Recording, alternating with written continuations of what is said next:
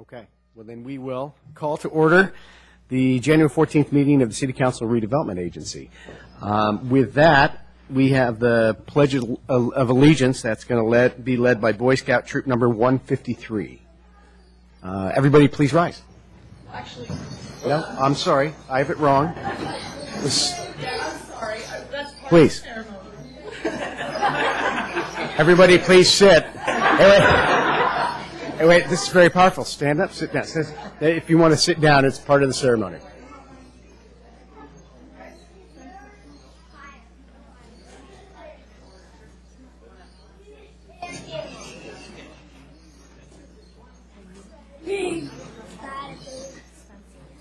Okay, guys, just 1 second. Okay. I just wanted to say these boys are from St. Charles and Arundel, and they're all first graders, and this is their first year in Cub Scouts, Pack 153.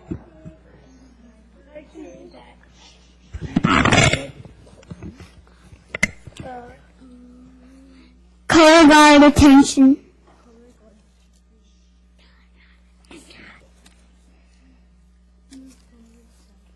Audience, please rise. Wait for everybody to rise and color guard advance. Color guard advance. Scout salute.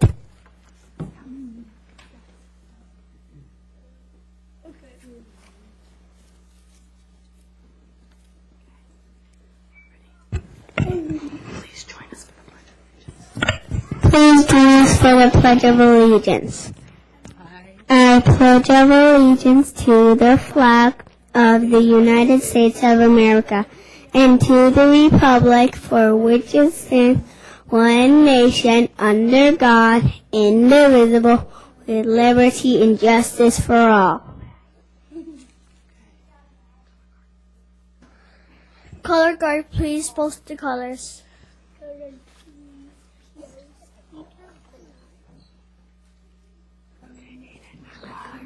Okay, just a minute. Wait. Color guard dismissed. Color guard dismissed. The audience may be seated.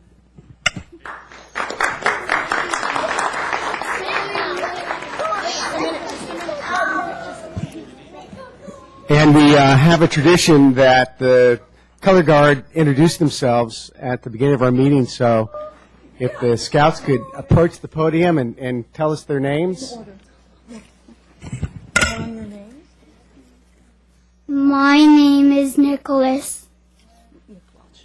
Nick Welch.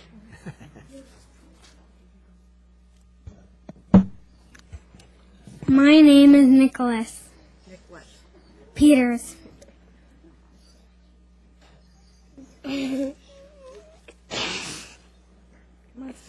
My name is Hampton. Happy boy.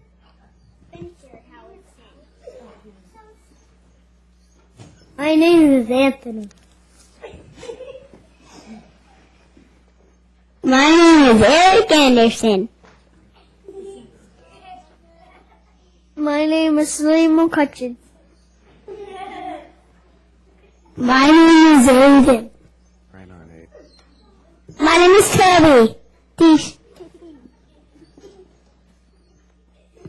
My name is Naveed Delrose. My name is Michael. My name is Ben Hora. My name is Zach Deesh. I'm in 7th grade and I'm in Troop 321. I'm Bonnie Howitson. I'm one of the co-leaders. And I'm Alicia Francos. I'm also a leader. Thank you. Well, thank you very much for being here tonight.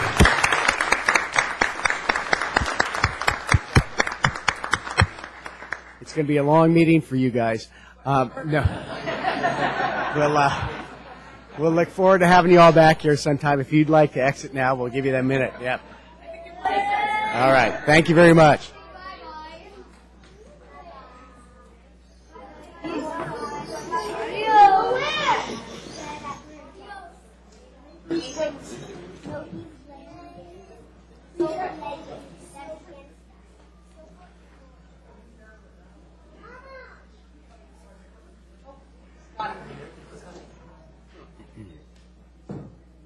All right, with that, we'll move to our second item on the agenda, and that is any changes to the order of the agenda? Any requests? We have none. Okay. Then we'll move us on to number 3, a report from closed session. Mr. Lanzone. Mr. Mayor, there is nothing under the Brown Act that the council is required to report from closed session. Great, thank you very much. Under item number 4, council communications and announcements. Maybe I'll start down here to my left. Councilmember Grocott, anything? Anything? Vice Mayor? Oh, I got a couple things. I don't know if some folks saw in the newspaper this week, we've had 2 wonderful things to of our citizenry and our staff.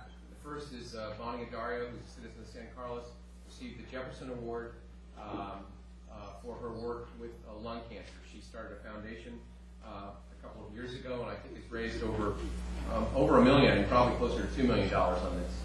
And I just wanted to make sure she was recognized. Again, it was in the newspaper, and she'll be on Channel 5 if she hasn't already been on Channel 5, KPIX. Also, our chief, Greg Rothfuss, was also honored with the Jefferson Award. And also, I'm going to get the name here. Make sure I get everybody right. Apologize for getting the wrong. And Ron Albertson, our sergeant, is it Sergeant Albertson? Detective Ron Albertson, along with Chief Rothhouse, also received the Jefferson Award for their contributions to the youth here in San Carlos. And lastly, I wanted to, I'm sure everyone knows this, but our mayor last night, his film Ratatouille received a Golden Globe. And I think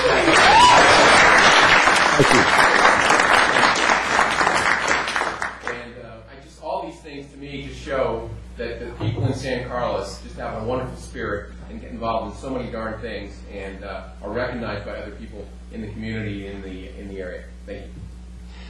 Thank you very much. We will quickly then move on to number 5, which is public comment. Persons wishing to address the City Council on matters not on the posted agenda.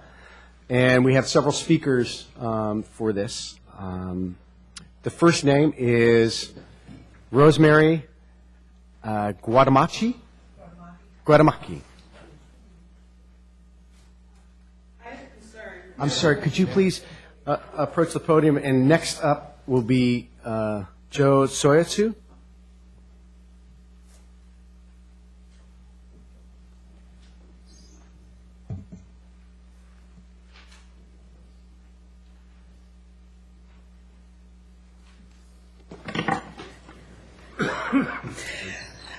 I have a concern that I've been trying to address, and I'm having some difficulty because I don't actually know how to proceed effectively and timely. I think the city of San Carlos is in dire need for good public transportation, something like a Scoot, but not like Scoot, something that would serve the whole entire community, perhaps a small vehicle, a van-like vehicle that could be green, and something that the people would pay for. You would use it and pay for its usage as you ride it. Since the city has, the layout of the city has a great number of the people living back in the hills, the families that are back there are really unable to reach the downtown area without driving cars. And I've been a resident of San Carlos since the late 60s, and I've seen lots of changes taking place here, and a lot of them have been good. But one thing has not. The public transportation has really gone down. It's not as good as it was when we first moved here, which was many years ago with a lesser population. So I think that if we could possibly get a group of people concerned about this together to do some research on cost and the effectiveness to see if this is, in fact, a good idea, if its time has come. It would be a very green idea, and we claim to be a good green city. If we drive downtown on a Saturday, parking is really a problem. The city has become extremely congested, and it's spread out so that so few of us are walking distance to the shops and stores, places that we would like to go. And I see the need for a bus of some sort.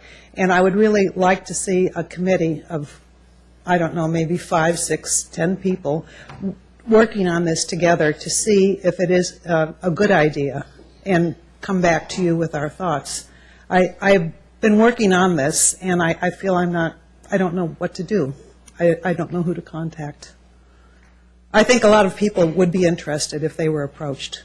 Great. Well, thank you very much. And we don't comment on, public comment, not on the agenda. I will say that to contact staff and with your concerns, and they'll start to follow up on your comments. Thank you very much. Thank you, Mayor. Next, Joe Tsoyatsu, and if the speaker after that could be ready to go, it's Greg Pesci.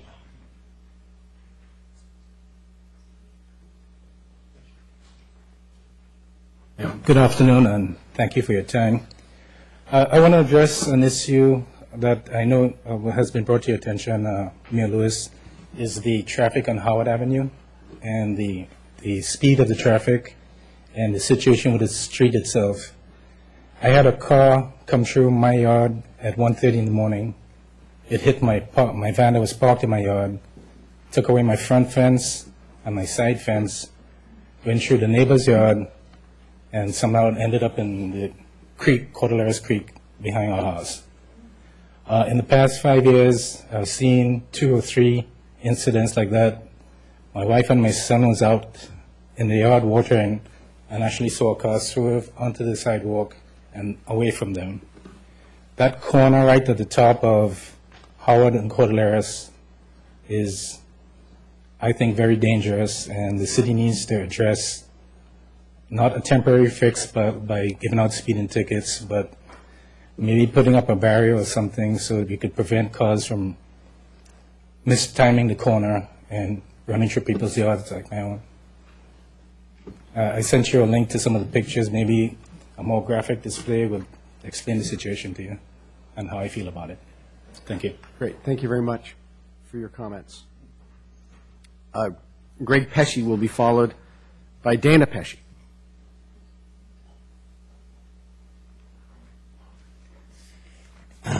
Good evening, Mayor, City Council, staff. Thank you for the time. I'm a 4-year resident of San Carlos, father of 2, business professional, active parishioner, and political science graduate, and minimal exposure to real-life city process and all that. But property owner here at Oakview Drive, and my wife and I went through a whole process with the development on Oakview Drive, and we had some concerns. We worked with the developer at their private meetings. We went to this planning commission meeting. We believe we were given our right through conditions of approval prior to a building permit being issued. We had concerns on privacy. We had concerns on loss of view. 5 of our 14 windows look out north at the Bay View, and now we look out and we see this 3,000 square foot home that was built, is being built, and it's actually approximately 6 to 8 feet higher than what is portrayed in this picture, and it is consuming our dining room, which is our main window, our kitchen window. We were forced to litigation. We're getting nowhere, and I'm left with angst, disappointment, and I'm just here to ask and see if there's anything that the council can do to help look into this and see if there's something that can be done. Thank you for your time. If anyone would like to have a copy of this, I can share this with them, but probably not worth it. So. Thank you very much. If you want to leave anything, you can leave it with the city clerk. Thank you for your comments. Next up is Dana Pesci.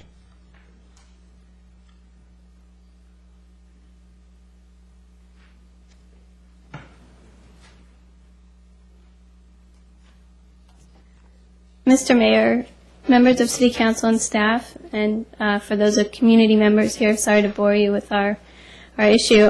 I'm here tonight with my husband to express my frustration and disappointment with the city's handling of this 5-home residential development at 304 Oakview Drive. The project was approved by the Planning Commission in March of 2006, subject to certain conditions of approval, which were not met. A view impact study was required in the Planning Commission's approval of the project for our benefit. Said view impact study was not performed. Building permits were issued in June of this year. We asked the city to provide us with proof that the view impact study was completed and approved, to which we've never seen. The developer would not answer any of our calls. And as my husband indicated, we were left to litigate the issue. We're asking you, members of City Council and Mr. Mayor, to please take an active role and look into this matter on our behalf, as we feel that we were not given the right under the approvals made by the Planning Commission. Thank you. Thank you very much. Next public speaker is Helen Epstein.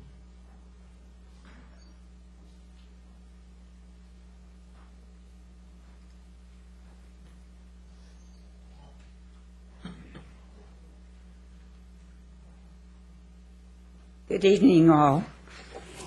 There are a group of us here, all with the same issue that you've already heard about, but I have to bring it up again.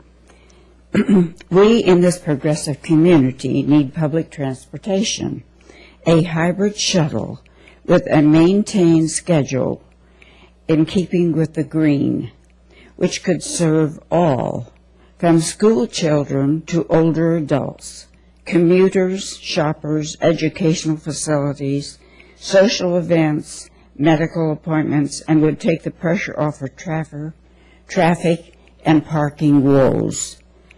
What better way to keep our healthy environment? This should be our immediate priority, public transportation.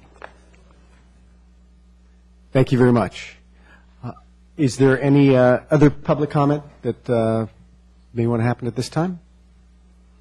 Okay, then we'll close public comment, and we'll move on to item number 6, which is approval of the consent calendar. Consent calendar items are considered to be routine, will be enacted by one motion. That means no separate discussion on these items unless members of the council, staff, or public request specific items to be removed for separate action. Council?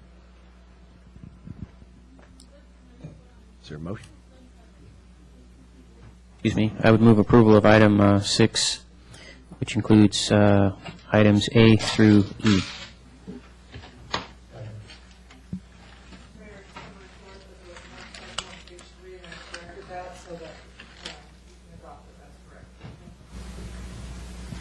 Amend the motion accordingly to adopt. Very well. That's correct. Thank you. Okay. Roll call, please, Christine. Councilmember Brokaw? Yes. Councilmember Ahmad? Yes. Councilmember Vasili? Yes. Councilmember Royce? Yes. Mayor Lewis? Yes. We'll move on to item number 7, which are reports to council. And item number 7A is strategic plan update report from the police chief on recruitment and retention.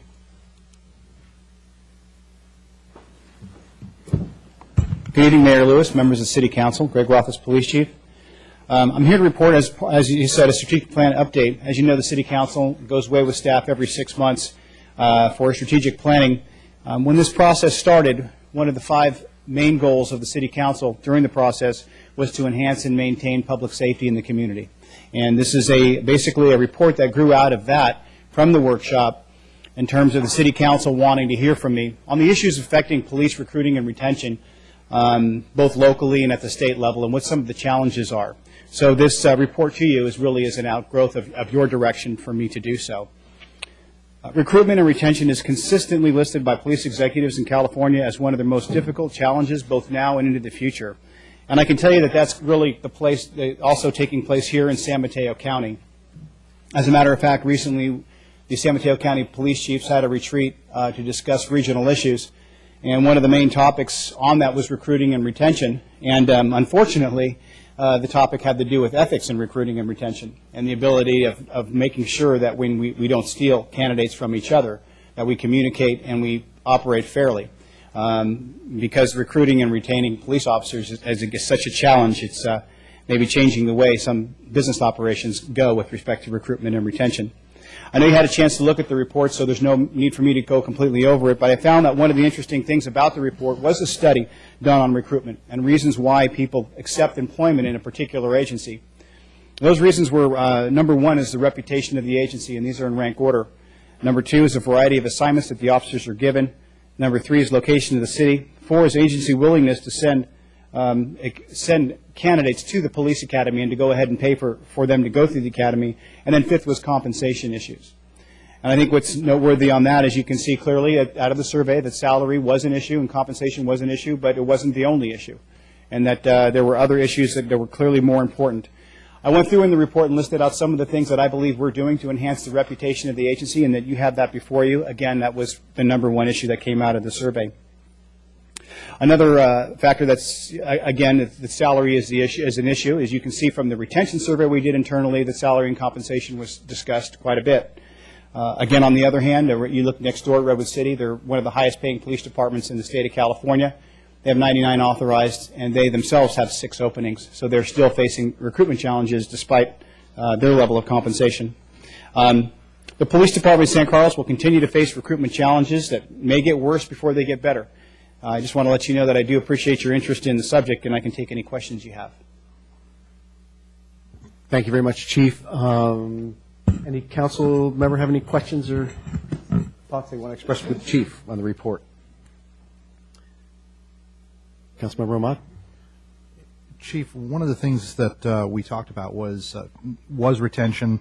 Where are we losing our officers to, and are we starting to see salary differentials from where they're going? We do on some cases, and we believe that in some cases it has been a driver, one of the motivating factors for departure. But we've also seen in cases where people have left that have nothing to do with salary. Example, we have 2 officers currently working with Redwood City. We think the compensation was a factor, as was variety of assignments. However, in our last 2 officers who left, one left to go to San Luis Obispo to be with his girlfriend, who I think he hopes to be a fiance someday, and another one went to San Francisco because they'd always wanted to work in San Francisco and had always wanted to be a police officer in San Francisco. So in those cases, it doesn't appear that compensation was the issue to them. I just hope that that proposal is not a surprise that he's trying to keep you out, Chief, because you're on public record with that one. Chief, as you alluded to, certainly Redwood City is, 85,000 people or 90,000 people, I believe, I think, in their population, in other words. I think it's a little less, maybe 57, 60,000. I think Redwood City's, okay.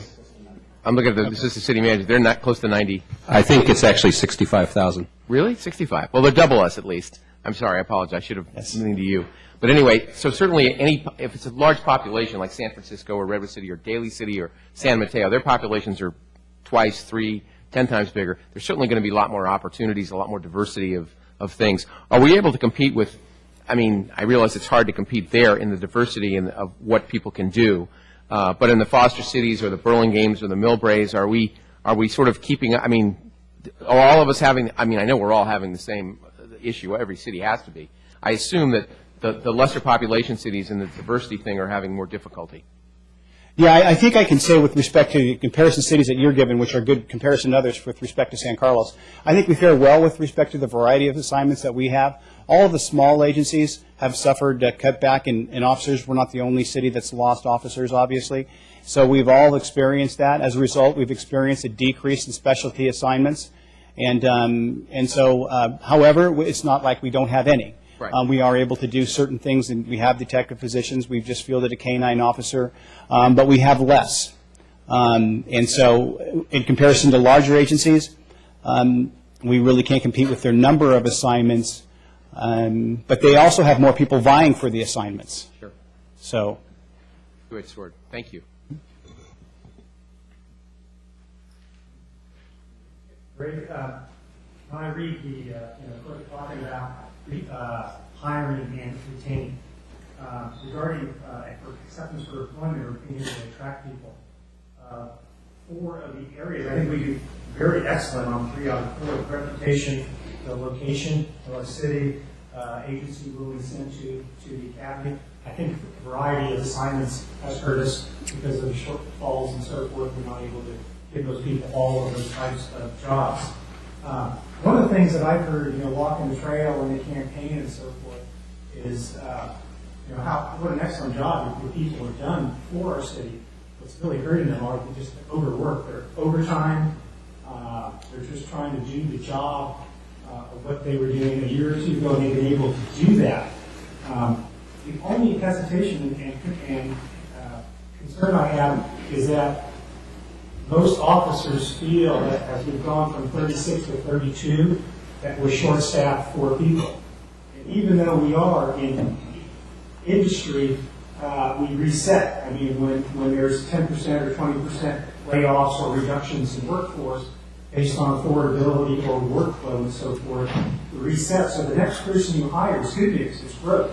And I feel that an excellent report, the only attitude to get over the hump, and I'll ask the questions, how do we get over this attitude if we were to hire one or two people? And I'm very much, when I think about neighborhood speed and pedestrian safety and things that we do to the city, you're going to get 150% support from me to get these things done. You can tell all your people that. But how do we make it more positive so that when we bring in one or two people, that we're able to say those are ads versus catch up and we're still two people behind?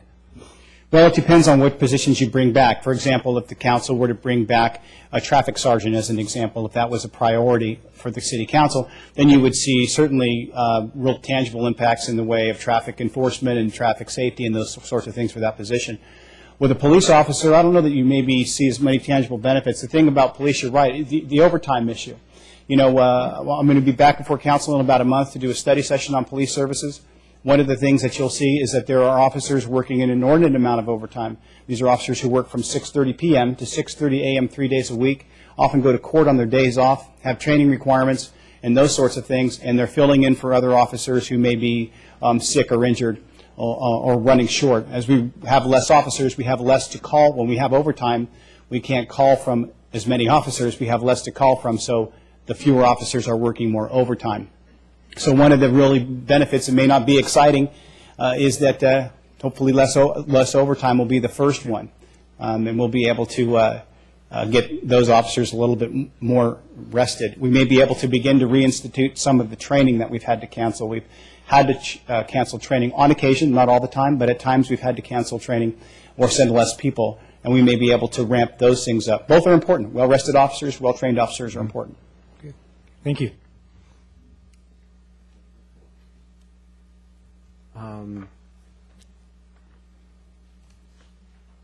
You want to finish with Chief, and then we'll take public comment on that? Any other questions for the Chief? Why don't we take public comment then? Thanks.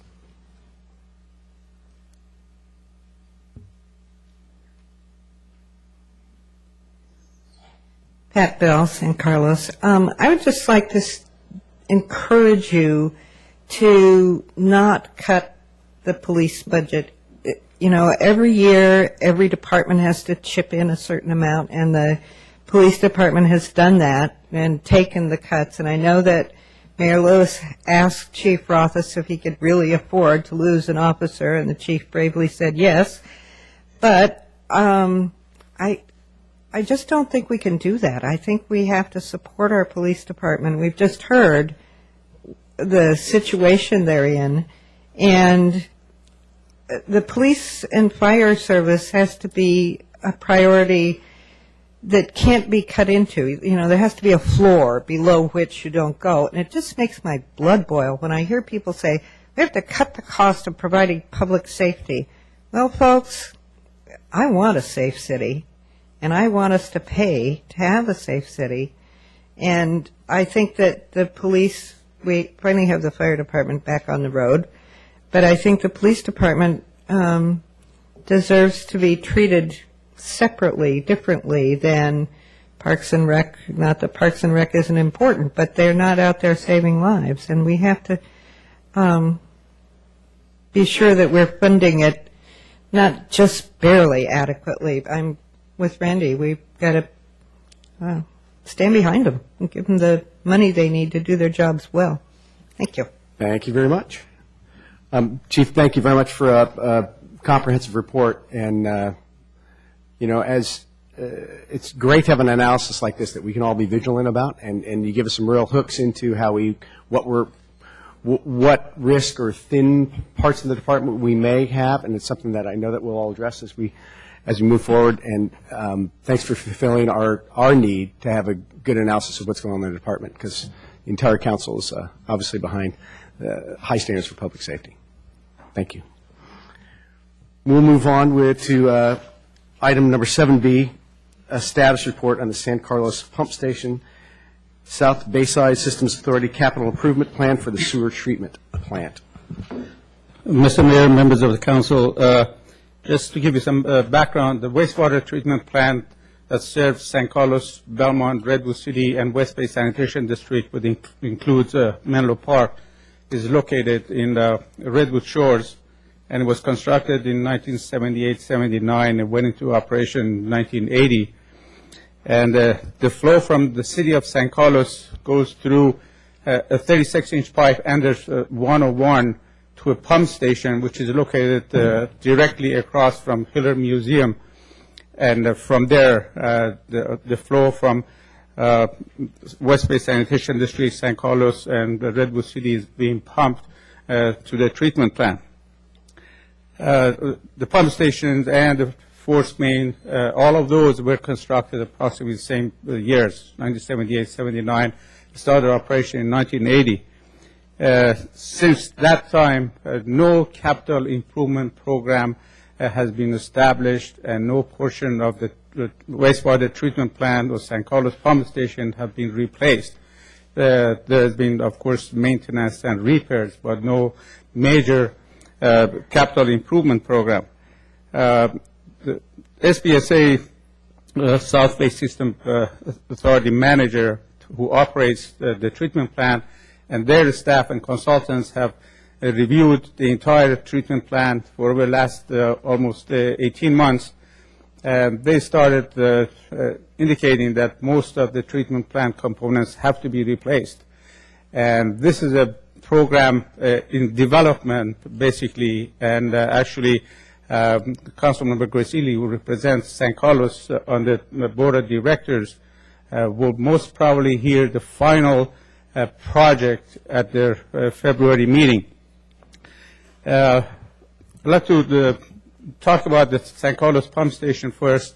Again, that was constructed at the same time, and the pumps that were installed then, really today, we don't install same type of pipes. Those are, I will call them dinosaurs. Technology has improved substantially. And when the SBSA consultants reviewed the San Carlos pump station, they indicated there are 3 major pumps there, that these pumps have to be replaced, and an additional 4 pumps be installed at an estimated cost of $16 million. Of course, this was very preliminary, and they did not do a lot of studies. When the report came to us, I reviewed and looked at it. I said, doesn't make sense to replace these pumps. We should use the new technology, install a submersible pump outside. The advantage that we have adequate property there because city owns all that property to install submersible pump. At the time, we estimated the total cost approximately $3.7 million rather than $16 million replacing. Since then, again, we have done more investigation, and even after our staff prepared this report, we had another meeting, and there are some more changes which I will explain. So the San Carlos pump station definitely has to be replaced, but we recommend, and consultants, everybody agrees, a submersible pump. Based on the new studies and reviewing the cost estimate, the cost may be in range of $6 million rather than $3.7 million. So that the cost of that is all San Carlos cost, because this pump station pumps only flow from San Carlos. Then the entire wastewater treatment plant that has to be, most of the components of it has to be replaced. It was estimated at $191 million. Actually, the initial cost estimate was over $400 million, but going through all the components to review it with SBSA staff and their consultants and technical staff from all member agencies. The project has been reduced, and as I said, it's estimated right now at $191 million. And again, after I prepared this report, we reviewed all the components of the capital improvement program at a cost of $191 million, and we'll see that the cost of St. Carlos Pump Station is included in that at the cost of approximately $6.57 million. Again, all these numbers may change within next, I would say, 6 to 8 weeks. All technical staff, we're going to have meetings with SBSA staff and their consultants. And as far as the financing of this whole project, finance staff from all member agencies are going to have meetings with the SBSA. They have hired financial consultants who's preparing some reports, and the reports will come to every city council of all member agencies, and actually there will be a report presented to the city council by SBSA manager in the future. So based on that, really, if you look at the pump station cost, will be included in 191, and San Carlos' share of the treatment plant cost at 13.8%. We're looking at total San Carlos share of the cost is approximately $32 million. All member agencies at this time, at the staff level at least, have agreed that the only method of financing is bond financing. And that's why the financial consultant for SBSA is putting the report together to come up with the cost of bond financing. And as soon as that's prepared, again, the report will say either at the beginning you go and borrow the $191 million or whatever it is, or there are another way of doing it as every 5 years, for example. Because the first year or two, the cost is smaller. When you get to the third and the fourth year, the cost is substantial. So all of that report, there is no detail of that.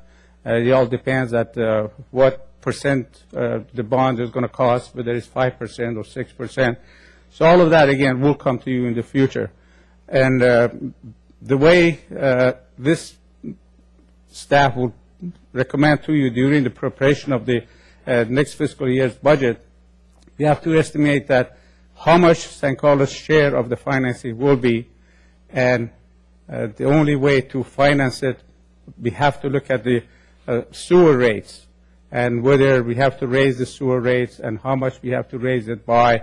All of those will be a report that will be coming to you as we go through this process, and by the time the budget adoption process is in front of you, staff should have the recommendation of how we should finance it and whether the rates should be increased and by how much and what year. The other item is that force main. Initially, they were thinking that force main is a 54-inch main that runs along Shoreway Road and all the way to the treatment plant. And of course, that pipe is installed in the bay mud, and it has to be repaired, relined, or replaced. There are at least 3 or 4 different alternatives on how to do that. And because we don't have that analysis, or SBSA staff don't have those analyses, and the main part of this capital improvement program is to take care of the treatment plant and the pump stations, that the force main process and capital has been postponed. It may come back to all member agencies to do it in the 10-year capital improvement program or later. And hopefully nothing will happen to it, and hopefully we're not going to have an earthquake that can really damage that pipe. But so far it's okay. There has been a couple of times that the pipe had to be repaired, and they have done it. But again, the first item right now is this $191 million and how to finance it. And again, all the reports as we go through will be presented to the City Council. I'll be happy to answer any questions you may have on that. Yeah, thank you very much. Councilmember Grocott, any questions? Councilmember Royce? Councilmember Ahmad? I'm just having a hard time following which part of the money needs to come when. As I said, the consultant will recommend, let's go and borrow $191 million at the beginning, right away, and then start the process of the design and construction, all of that. And they would recommend perhaps sell the bonds, or borrow for the first 2 years of the project, and do that, and then 2 years later you go and then they analyze how much it will cost each method. So total cost is $191 million, and the only method of financing is bond financing. So the consultant will give all member agency, city councils, different options, and hopefully all member agencies will agree on one method or the other. I guess I was also curious about the issue of the submersible pump. Is this in addition to, in replacement of the other 3 pumps in place? Do we need to do this in lockstep? Is it? No, the 3 pumps will remain there as a backup, if you will. The submersible pump will be installed outside of the existing building. There is room to do it, and there is no interruption of the pumping because the existing pumps are working. This is the advantage that we have. Some other member agencies cannot do this. They have to go and replace, and it's very complicated. What do you do during the construction and replacement? But in this case, you can install the submersible pump outside of the existing building while those pumps are working, and you just connect the new submersible pump to the system, and the existing pumps remain as an auxiliary and a backup. Vice Mayor Grisilli? No, as Mr. Mokhtari said, being the representative of San Carlos on the SBSA, the South Bayside System Authority, we are going to be, we've already discussed it in general. We haven't got the specific recommendation yet. We're also looking, as I said, at the consultant of how they're going to recommend to finance it. And everybody will get a chance to vote on it. All the other cities and West Bay will get a chance, so it'll all come back to us. So this is a preliminary report. Appreciate it from Mr. Mokhtari. Just give us a general idea of what's going on, and it's coming back. So, just a quick question for you. How would a bond like that in a special district, would it be a special voting district? Is it city by city adopted? Is it a county-wide? No, SBSA is the lead agency. All the projects will be done by SBSA. So SBSA is the agency. SBSA will sell the bond. I see. We just have to pay our share. Gotcha. Okay. Well, thank you very much for the report. This is the kind of stuff that we need to be aware of coming up into the coming year. And Vice Mayor Grisilli, good luck on this meeting. Sure. Sorry, one more comment from Councilmember Royce. First of all, I'm honored to be talking about our sewage plant at our first meeting as a council. This is wonderful. My point is that it looks like, of course, with sewage, what we've gotten to use for 35 years is super. As we reconstruct not only our pumping station, but the facility itself in Redwood City, it appears that our rates are going to go up. We have similar situations with our garbage and recycle coming up over the next year or two. I would just ask that we try to communicate as much as possible to the public on these facilities, these capital improvements, what kind of costs they can expect so we don't surprise people. So whatever kind of PR, I sense things are going to be going up in all categories, and whenever things go up, it's best to tell them what we know now sooner and fine-tune the figure at a later point in time. So whatever we could do, I would appreciate it. Thank you. Great. Thank you very much. Thank you. We'll move on to item 7C. I have public comment on item 7C. I think just in perspective, it might be good to take that first, and then we can take that into perspective when we hear the report. So when we take the public comment from Amy Kodashak.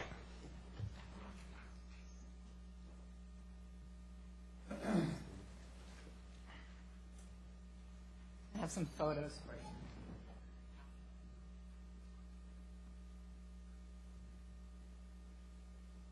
I'm speaking about the flooding. Good evening, City Council of San Carlos and citizens of San Carlos. My name is Amy Kostashak. My family and I have lived at 1312 Howard Avenue between Elm and Laurel Street. We have lived there since June 2004. On Friday, January 4th, our property suffered severe flooding from the usually dry-bedded creek that's behind our house. and I've included some photos to share with you of the damage. After the rain subsided, we were able to explore the portion of the creek that runs through our block. While some property owners have been diligently cleaning their portion of the creek, many have not, leaving years of debris, trees growing out of the creek bed, and branches everywhere. There also is a significant disparity in the width of the creek bank. Some houses and properties have built walls abutting the creek, making it quite narrow in areas. Our block is not an official flood zone, and many of the homes did not flood. However, the homes that did flood are positioned just upstream of literal dams of trees, debris, and bottlenecked areas of the creek.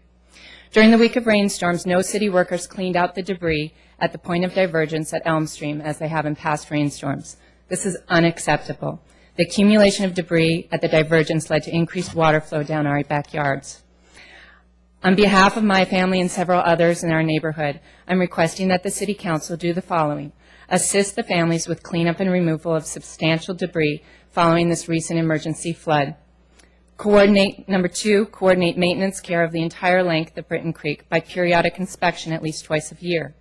I know several homes will welcome city officials on their property to view the creek for this purpose. In the least, the city should guarantee that there's a clear view down the creek from Elm to Laurel Street. If the view is not clear, the block should be notified. Number 3, reinsert the debris grate that previously collected debris where Britton Creek passed Elm Street. Number 4, uphold the city's duty and responsibility to clean the debris grates and evaluate creek water flow when a storm is expected. There's no excuse for lack of persons or equipment when the city is aware of its creeks, areas of frequent flooding, and especially when there's a warning of increased rains. Number 5, educate property owners and residents along the creek of our responsibilities with annual letters addressed to both the occupants and owners. And 6, support the community along Britton Creek with a proactive creek maintenance plan. I thank you for the opportunity to speak with you, and I look forward to a timely response. Thank you very much. And next up is Peter. I'm going to try the Sapas. Close. Thanks. Close enough. Thank you for the time and opportunity to speak. I'm going to be a little more scatterbrained than my next door neighbor, Amy, but I have a little more history. I've lived in San Carlos at that property since 2001. 3, maybe 4 of the almost 8 years that we've lived there, the creek has come over its banks. The creek, just to give you a little history, is all on private property. It is not what the Army Corps of Engineers considers a blue line creek. It's an intermittent creek. Some years before, I think it was 1996, the creek at Elm Street was diverted into Britton. And from what I've been able to discern from neighbors and some staff is that the channel between Elm and Laurel and boundaried by Howard and Elm is only for overflow. How I found out that there was a creek in my backyard was when my wife desperately called me about flooding in, I think, November of 2001. Debris had collected between our cottage and our house, and because of the debris collected and of the vegetation in the creek, it overflowed its banks. My neighbors and I, the 2 neighbors behind me and I, have been pretty diligent about cleaning out the creek, making sure the flow line is clear and unobstructed. I also have pictures of the actual flooding in the creek and when it was dry this past weekend. The flooding in the creek is to show Mr. Mokhtari, who in a meeting a week ago with our neighbor Amy and my wife denied that the creek floods. So hopefully a picture will speak more than 1,000 of my words, because I'm not as eloquent and a regular public speaker as I should be. So I have pictures from, I think it was December 2005, where the creek overflowed its banks. This year I took video because coming out of our neighbor's house, the water had some velocity. There was also flooding, but not as severe in our property as in the past. And the dry, I shouldn't say the dry season, but the dry fixtures. And I'll just so you know, public speaking is generally limited to 2 minutes, so if you can, I can wrap it up. Conclude, thank you very much, with all due respect. I took pictures this last weekend. It was dry. Apparently after some phone calls and meetings, the city building department sent out letters that we were all in noncompliance in cleaning the creek. And it said it was, the letter said that it had been verified. First of all, it's private property, so no one asked to go see it. Second of all, it couldn't have been verified because 3 neighbors, myself, Louise, who's also here, and our new neighbor, I don't know their name, they literally just moved in within the last couple of months, were being diligent, good citizens, and in following the flyer that the city sent out to mine, I don't know who else got it, but generally people on Greenwood don't get that letter and don't get the flyer. So I know I have 2 minutes. I appreciate you letting me overrun it, and I too have pictures. Just keep in mind they weren't produced by Pixar. Well, thank you much, and please we'll make sure that the staff gets the pictures and the information. And with that, email them if you need them. Thank you. With that, we'll take the staff report. One more public comment. Pardon me, Director Parviz. And again, please help me with the 2 minutes. Thank you.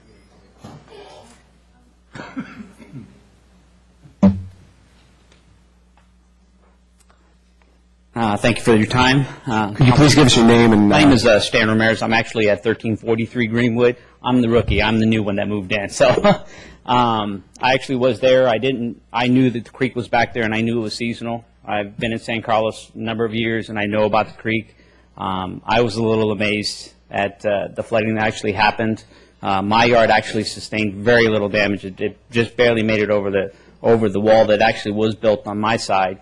The problem is down the creek there's like a palm tree that's growing on the backside that you can get some good shade in a nice hot summer day. So I'm not sure even if the homeowner could get in there and try to remove it.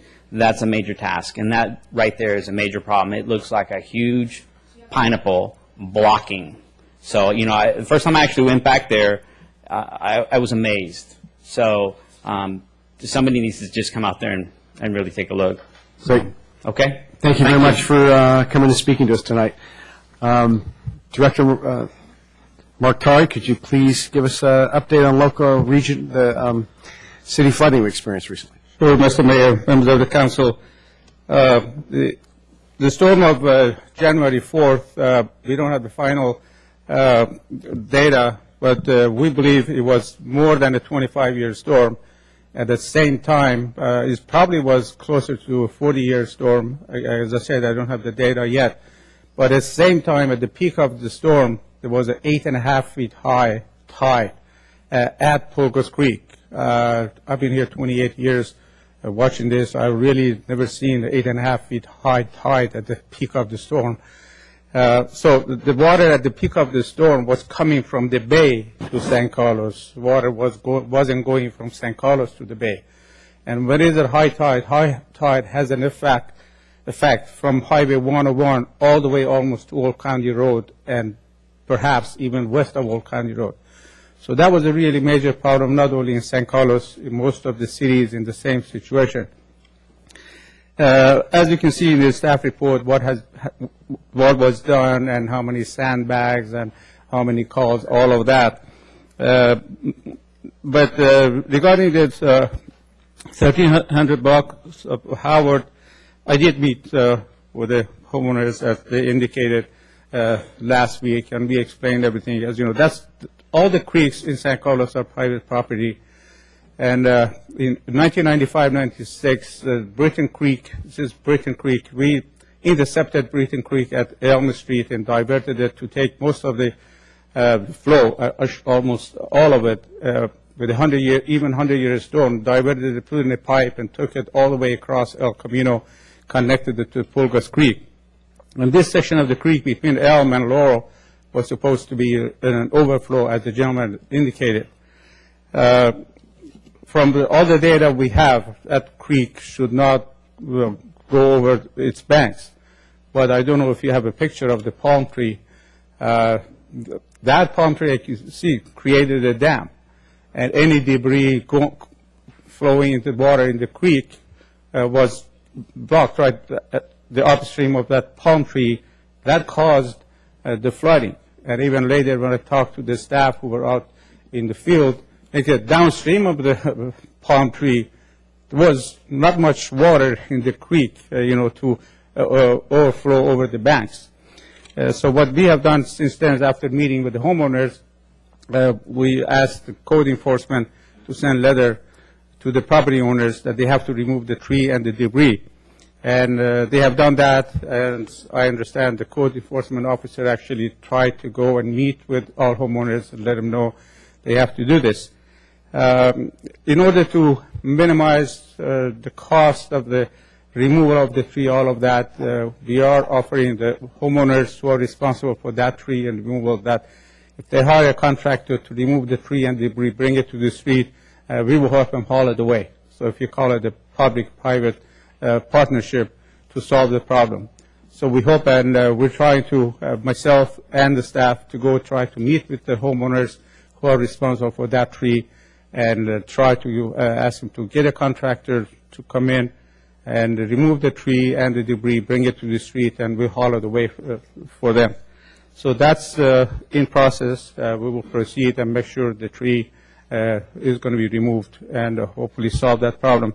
As far as another trash rack upstream of Elm Street, as I promised to the homeowners, I'll be happy after the rain season. We will take a look at the possibilities and advantages, disadvantages, and the cost of all of that. And if it was feasible and necessary, all that, we will put it in the next year's capital improvement program to install another trash rack. I'll be happy to answer any questions you may have. So we also received a report that's fairly expansive about all the flooding that took place in town. Does council have questions for Director Mokhtari? Councilmember Brokaw? I have one question. I did some driving around on the day of the storm and actually saw water coming between two houses, and I think if the city manager would help me out here, is this the property we're talking about? I don't know the specific property. I haven't seen, but it was on Greenwood, so it was in that area. It could very well be. So I can just tell council from my driving around, what's in the reports is accurate. I saw our crews out there clearing creeks and doing what they could to mitigate the situation. I drove Industrial Road from Belmont all the way down to Redwood City, and a good portion of the intersections were flooded. And I think this also shows us, as we look at things, the importance of, especially as we develop more, of requiring pavement and so forth that allows the water to go into the ground as opposed to putting all this water into the storm drain system. We just can't continue to do that. And we also have to keep moving forward on the things that, I've been on this council for 6 years, and for 6 years I've been talking about creek flooding and ways to improve our watershed and improve our creeks. And I know there's some citizens who've done a great job of trying to get efforts forward where they go through and they clean the creek, and they have days that they do this and so forth. And I would just think that we need to perhaps take more of a role as a lead agency on that project of creek cleanup days and do what we can to help and to get citizens to take care of the creeks in their backyards. Through the chair, if I may, actually, the Regional Water Quality Control Board is coming up with some regulations for all the cities in 9 Bay Area County, specifically for removal of the debris. And that is going to be part of the National Pollutant Discharge Elimination System permit that will be issued to San Mateo County. And those regulations, basically, they're trying to say we have to do whatever we can, including property owners, to remove the debris from the creeks before it gets to the bay. Of course, their concern is not just flooding, is the water quality. And those regulations and guidelines will be coming to all San Mateo County cities shortly, by the summer, I think. When that comes, we really, because it's going to be the permit of the whole county, we have to follow those guidelines and procedures, and that would help. We don't know what the cost is going to be or anything, but once the report comes and the guidelines come, and I think some of it I've read, they will be good, and basically it deals with the removal of the debris. Thank you. I have one other question, if I may, just as a follow-up. I do see in the report about flooding on industrial and the mention of the residential streets. I don't see anything here mentioning about El Camino, which also flooded, and some of the businesses there along El Camino, I think where Baskin and Robbins is, and the place that sells the workout equipment. I met with him, and he actually had water inside his business, but I don't see anything in the report about that. Yeah, because the staff, as I'm sure you know, they were all over the city, and they probably didn't get. We know they provided sandbag to them, all that, but whether they actually saw, if they didn't see the flooding, they didn't put it in the report. That's the reason. But we know there were some other businesses who got flooded. So for the sake of the council, let me just add that from about Black Mountain Water, their building, south to almost the border, I believe, our border with Redwood City, at least half the lane of El Camino, or a lane of El Camino was, you couldn't use it because it was flooded. I went through Trader Joe's parking lot and Walgreens, and over half of their parking lot was underwater, for both businesses. So. Okay. Thank you. Yes? No, okay. Councilmember Royce? Councilmember Ahmad? Yeah, I was curious about one thing you mentioned, which was the water quality of stormwater runoff, which just struck me as a spectacular statement. So we're getting a regulation that says that I have to assert to the quality of stormwater runoff going into the bay, more than just debris, or am I dealing with this? This is not new. This is it's been over 13, 14 years. The regulations, the laws have been in place, but slowly is getting more stringent what you can do. The law states the only water that can get to the bay is the storm water. As simple as that. So what do you do to make sure nothing else gets in there? For example, it's going to come to a point that we will not be able to wash our cars on the driveways. It's coming. And all the regulations for the last 10, 12 years slowly is coming, is getting to a point that nothing should get to the bay except the storm water. Vice Mayor Grisilli? I just wanted to also mention that San Carlos obviously was not the only city that was affected by this flood. I know Burlingame was heavily affected. Their El Camino Real was, I think, shut down in some directions. And so, I mean, I'm not trying to mitigate the problems that we've had in San Carlos, but this was all up and down the peninsula, and especially the El Camino Real was affected a great deal. Yes. This was a gully washer, or a gully whomper, or whatever you want to call it. Especially with, as you mentioned, Mr. Mokhtari, the 8.5-foot tide. I think that was really the thing that threw over a lot of situations. Sure. Having said that, however, all of us have to speak to this. Not just just because it happened to other people doesn't mean we can't walk away from it. We've got to approach it. So. And make sure that everybody understood that happened to everybody. And 40 to 60 miles per hour winds, of course, that didn't help either. It certainly was an exceptional storm. I want to thank staff for bringing the report to council and have it be on the meeting tonight, because it's important for us to hear from residents that have particular problems, number one, and number two, that we're all aware and vet publicly. It's a tough issue of ours, flooding, and it's something we're dealing with. It's something that will partially be handled in the general plan. We certainly can get better at this. I appreciate how hard staff work to make this happen. There's over 135 calls in a 1 or 2 day period. We're certainly not prepared for that level on a regular basis by any stretch of the imagination. So I appreciate you bringing the report to us, because it can help us understand and comprehend the breadth of the issue. Thank you very much. Mr. Lewis? Yes. If I may just add, since the council wouldn't hear this otherwise, when Councilmember Grisilli and I were at the fire board meeting, we also heard on the fire department's response, and one of the things that was done is the chief authorized to roll a truck out of Station 13 to have, and put an extra company on board for that day. So our fire department, and they got, I forget how many calls, Bob might remember what it was, but quite a few calls that they responded to as well. Right. So, well, thank you, and I'm sure staff will take these to heart. We'll improve on what we can improve on, and sure. Thank you very much. Thank you. we will move on to item 8A. And this is the consideration of an ordinance amendment to the City of San Carlos Municipal Code to amend and add to the zoning ordinance definitions, purpose, permitted, conditionally permitted, and prohibited uses in the 600, 700, 800 blocks of Laurel Street and the 1100 and 1200 blocks of San Carlos Avenue in order to promote economic vitality within the downtown retail core.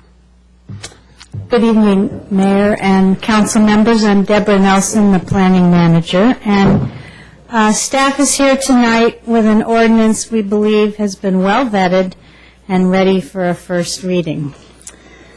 First, a little background. There is an urgency ordinance in effect which applies to the 6, 7, 800 block of Laurel and the 11 and 1200 blocks of San Carlos Avenue. Has a use permit for key tenant spaces which have been defined by numbers of committees working on the downtown as 2,500 square feet or greater. And the council adopted this ordinance about a year ago to protect community character and vitality of the downtown. When the council put the interim measures in place, existing zoning allowed for retail use by right without requirements for aesthetic or service-related improvements. The marketplace could decide the character and quality of the downtown retail core with undesirable yet permitted uses.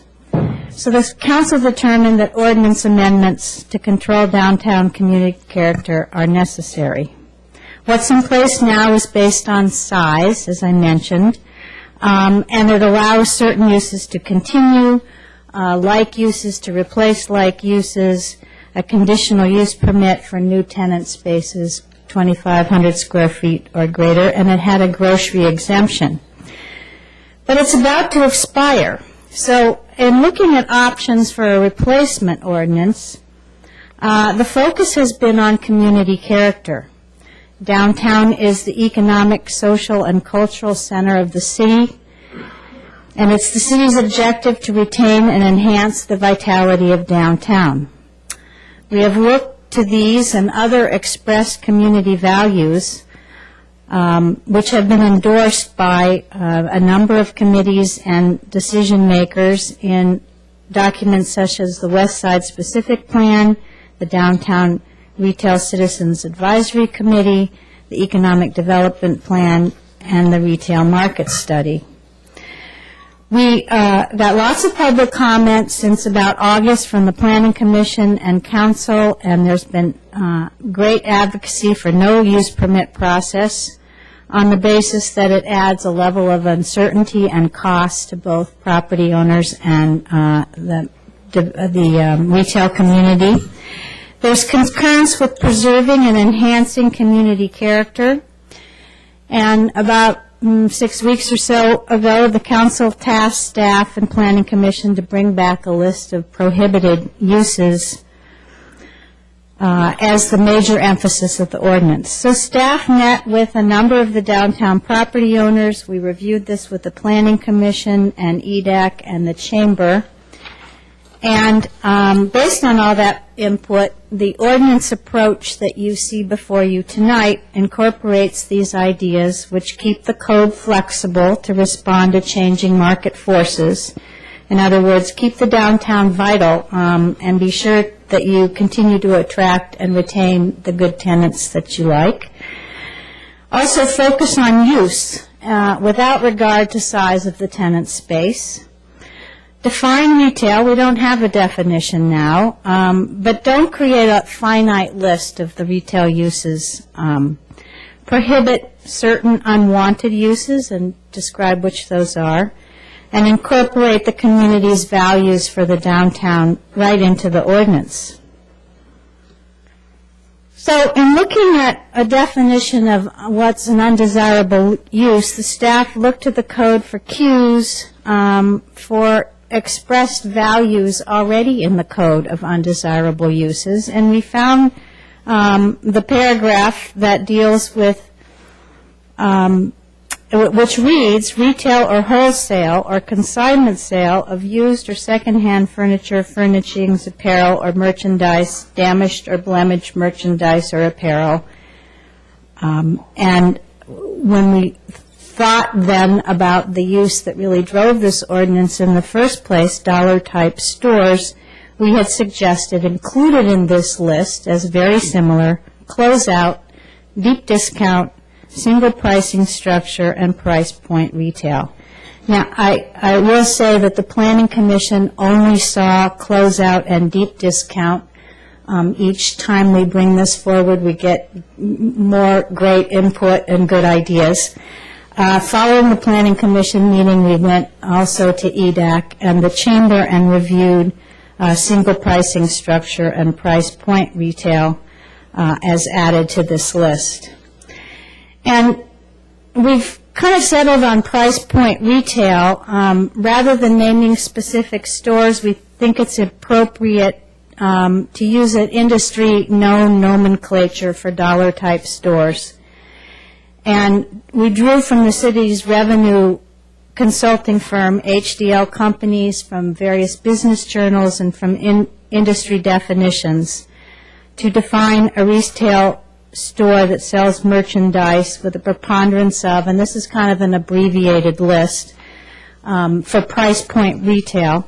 Single pricing for all items in the store. Generally, they're generic or private label, often manufactured specifically for the store, usually cheaply overseas and then imported. They're often overstocks from other stores. They're closeout or seasonal, and they are out-of-date promotional.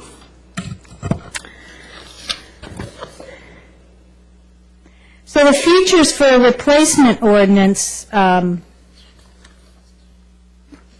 I went too fast here, have a definition of retail and downtown retail core. Those were seen by the Planning Commission. We have suggested in option 2 a definition of price point retail. We've also suggested an inclusion of a purpose statement in the CR and CS. CR is mostly Laurel Street, parts of San Carlos Avenue. CS is the corners of San Carlos Avenue and Laurel and El Camino Real.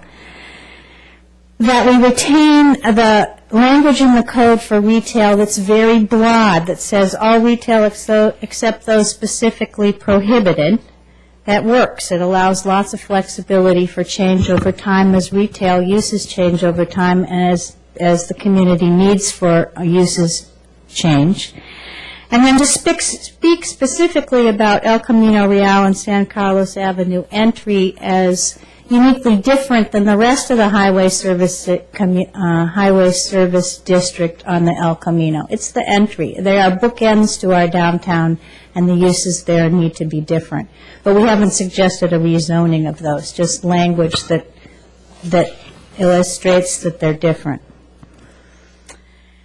Also, there's been recommendation to add a couple of other prohibited uses outright, rather than those that are allowed, talk about those we don't want. And so, although we already prohibit auto sales and service, to expand that list to auto accessory sales, repair, and body and paint shops.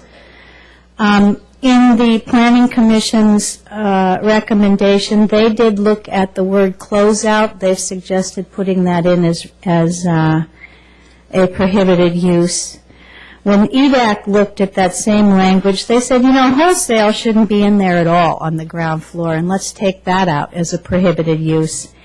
And then they added in price point retail. So option 1 and option 2 are actually quite similar with the addition of some additional language. Then the last feature is amend the prohibited uses on the ground floor. We prohibit office. There's often confusion about what's medical service. So we want to be a little more detailed about the kinds of uses that in practice are prohibited: medical service, medical office, schools and vocational schools, animal care, and that's veterinary, and hospitals and clinics. It's not animal grooming as related to, say, a retail use. Daycare facilities for both children and adults, and once again, wholesale, and storage and warehousing, which sometimes retail can turn into a warehouse for retail distribution otherwhere and elsewhere in the city, and so we want to specifically say no storage and retail warehousing. So the Planning Commission's definition, the Planning Commission's option is to include retail and downtown retail core, a short and specific list for prohibited uses, and no use permit process. Under option 2, which I mentioned is a blended version of the Planning Commission, EDAC, and business owners, we have suggested including price point retail in the definition and also price point retail in the prohibited uses, and to pull out what used to be prohibited as consignment and resale, because there are some neighboring communities where those are in the downtown and can add actually to the economic vitality, to have those be a conditional use with the addition of economic findings. So the Planning Commission would, in approving those, would make findings for economic vitality.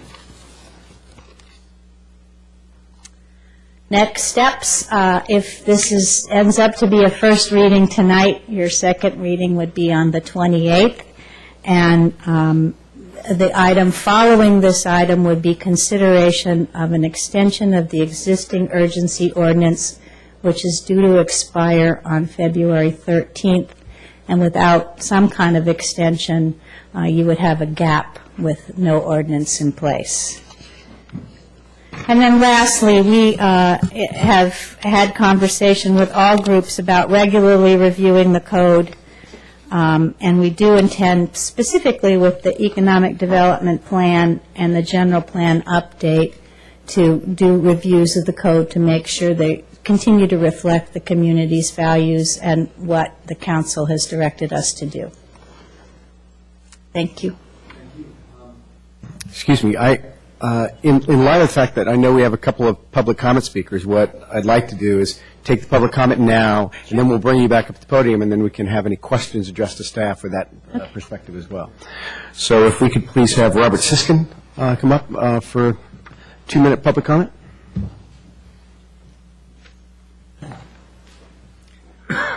Good evening, members of the council and staff. Thanks for listening to me this evening. I'm Robert Siskin, owner of Siskin San Carlos Pharmacy at 825 Laurel Street, where we've spent 22 years watching San Carlos develop. The city council has won the battle in preventing the dollar store from doing business at the former Bell Market site by invoking the urgency ordinance. This victory has been achieved with collateral damage, however. The vacancy of 15 months and counting has had severe adverse effects on the business downtown. There's been no sense of urgency of the owners in finding a new tenant, and we will have to endure the albatross of Laurel Street for many more months. We are in a recessionary time, and restrictions to commerce have cost San Carlos valuable dollars which it cannot afford. Property owners and businesses in the city cannot withstand the extension and creation of barriers and bureaucracy which directly affects livelihoods. Create tenancy, not vacancies. I urge you to vote on and pass alternative number 1 recommended by the Planning Commission tonight. I trust that you will approach this matter tonight with the urgency you displayed with the creation of the emergency ordinance, which must be eliminated. Thank you. Thank you very much. Next is Lester Girdlestone.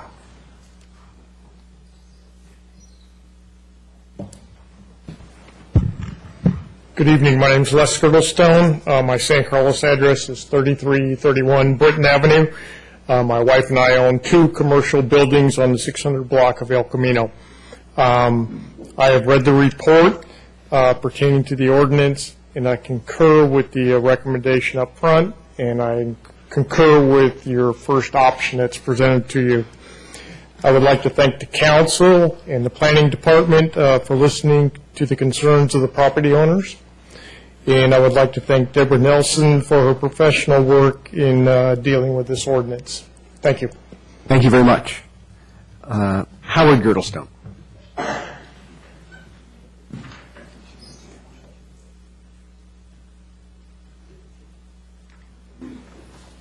Good evening, Mr. Mayor, Council. Thank you for your time. My name is Howard Girdlestone. I reside at 2 Valmar Place in San Carlos. When last before you, I vehemently opposed the urgency ordinance in place and the proposed replacement ordinance. To my mind, all the thinking was negative, and now with your input, the Planning Commission, EDAC, and property owners, I believe Deborah Nelson has produced a positive solution. Deborah Nelson, I feel, should be complimented on the results being presented to you. I hope you will adopt what is being proposed this evening and rescind the urgency ordinance. And to preclude any thoughts regarding conflict of interest, I wish to state I have no vacant retail spaces, nor do I know of any forthcoming. Thank you. Thank you, Mr. Girdlestone. Sue Davis? I don't have a speaker card on the other front.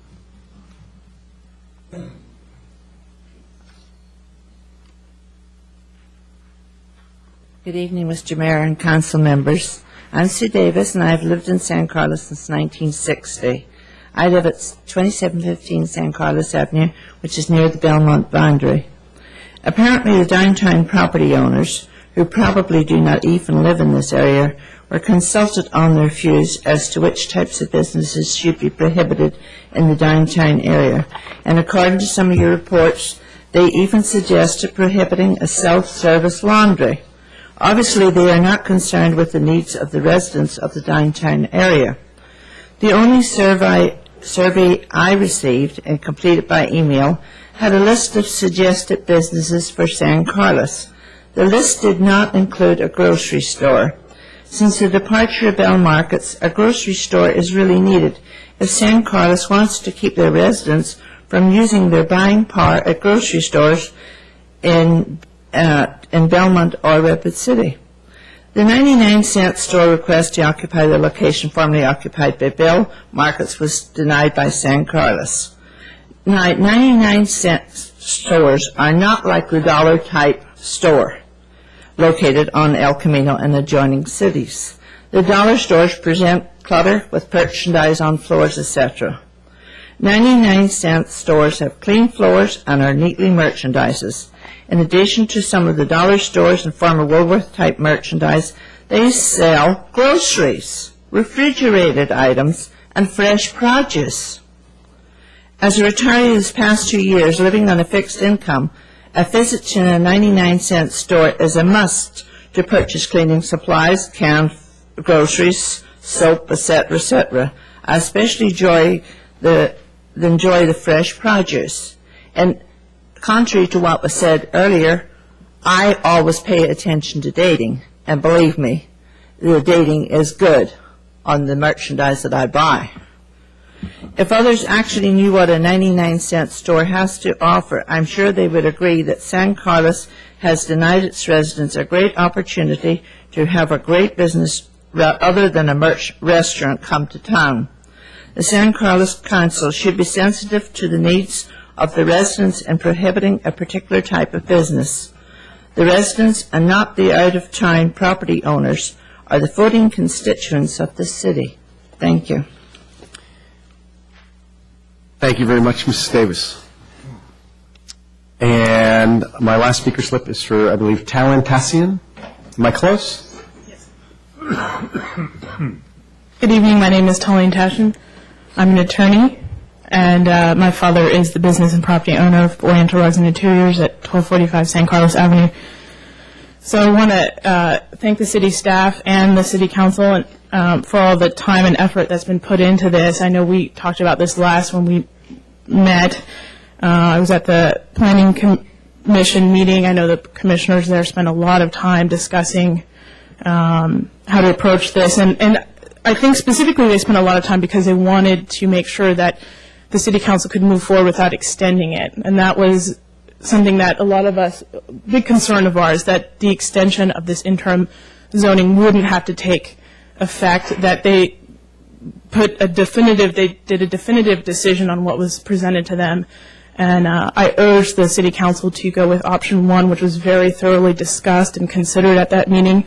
And I'm here if you have any questions. Does the council have any questions about? And I just want to respond. None of us business owners downtown were ever opposed to the laundromat. That was something that was proposed by the city, and I don't believe it's included in things that are prohibited. So if that's a concern, that shouldn't be a concern. Okay. Thank you very much. And do we have a final? You need to come over to the podium and tell us your name. Sure.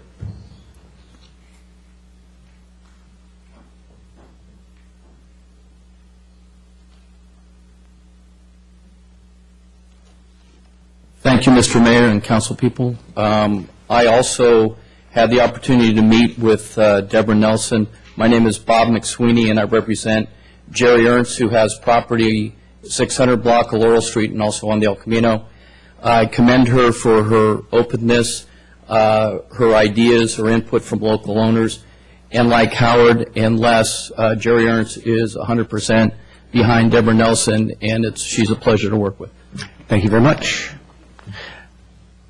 All right, with that,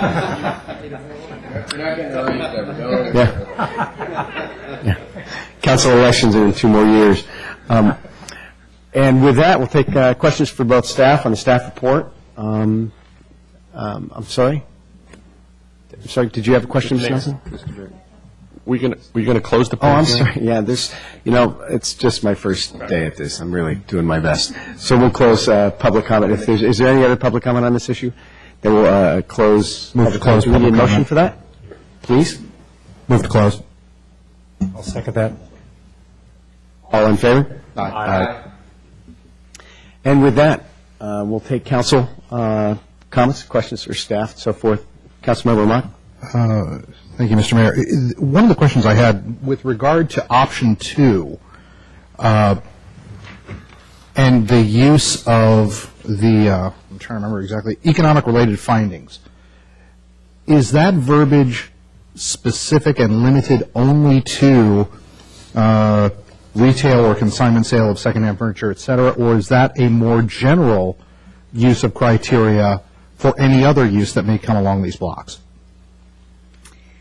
Those economic findings would only apply to the specific uses of consignment and resale. But the language comes from the West Side specific plan, the market study, and other documents that have already been written about what's intended for the downtown. But it would only apply. The difference between maybe I'll go back. The difference between option 1 and option 2 is option 2 adds to the uses that you don't like, this price point retail. Option 1 only calls those closeout. Staff thinks that's problematic. Closeout is a subset of a broader price point retail. The second difference between option 1 and option 2 is instead of outright prohibiting resale and consignment shops, there's been a suggestion to move those to a conditional use permit and condition those, if you can make economic findings, that they will contribute to rather than detract from the downtown. And that's kind of what those 2 economic findings say, that they contribute to the downtown. And just for another clarity to one of the comments,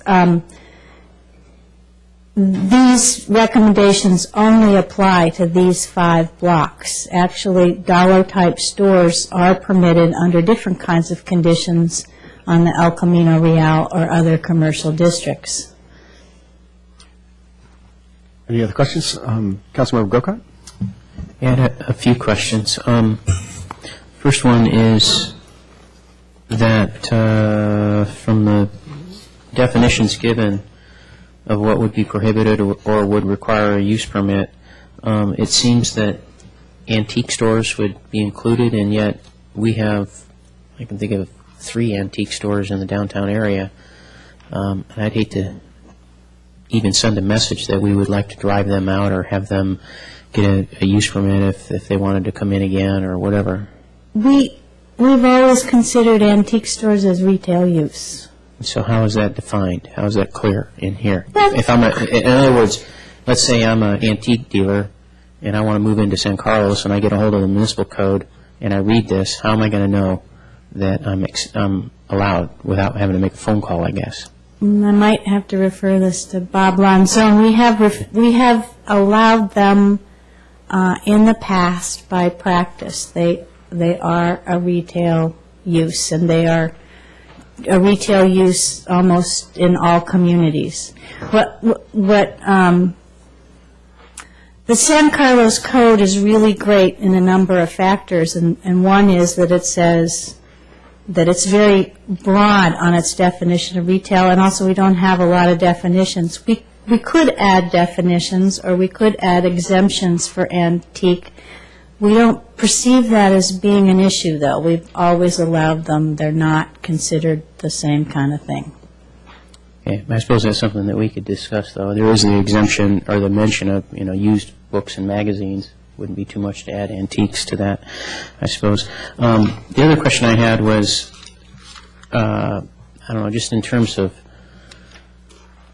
process for a business applicant, is there a reason that we have definite prohibited uses and don't just have in other words, well, let me put it this way. We have 3 categories right now. We've got, these are the definitions of things we want, these are the things we definitely don't want, and then these are the things that would require a conditional use permit. Mm-hmm. And I suppose, could we not go to a system of these are the things we want, and anything else, conditional use permit?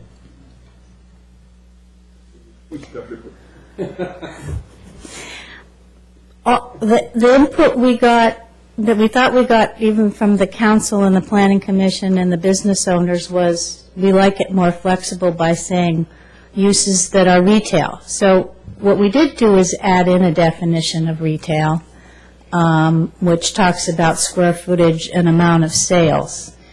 The risk of creating a list is things change over time, and forgive me for being repeating this from time to time, but the cabinet store in the downtown that does kitchens and baths, Mm-hmm. 20 years ago we would have said that belongs on the east side in the industrial district, and now we're really, really happy that it's in the downtown. It has spin-off business. It's a great sales tax generator, and it's a lovely use. So the flexibility of our code by not having a specific list of what's allowed responds well to the market. I guess that's what I'm looking for is, for instance, on page 3 of our report, we have prohibited uses outright, automobile, and then this medical office and so forth. If with those, instead of just saying we're going to prohibit those outright, could we not say, here's, if you fall into this category, then you're conditional use, just like the consignment store?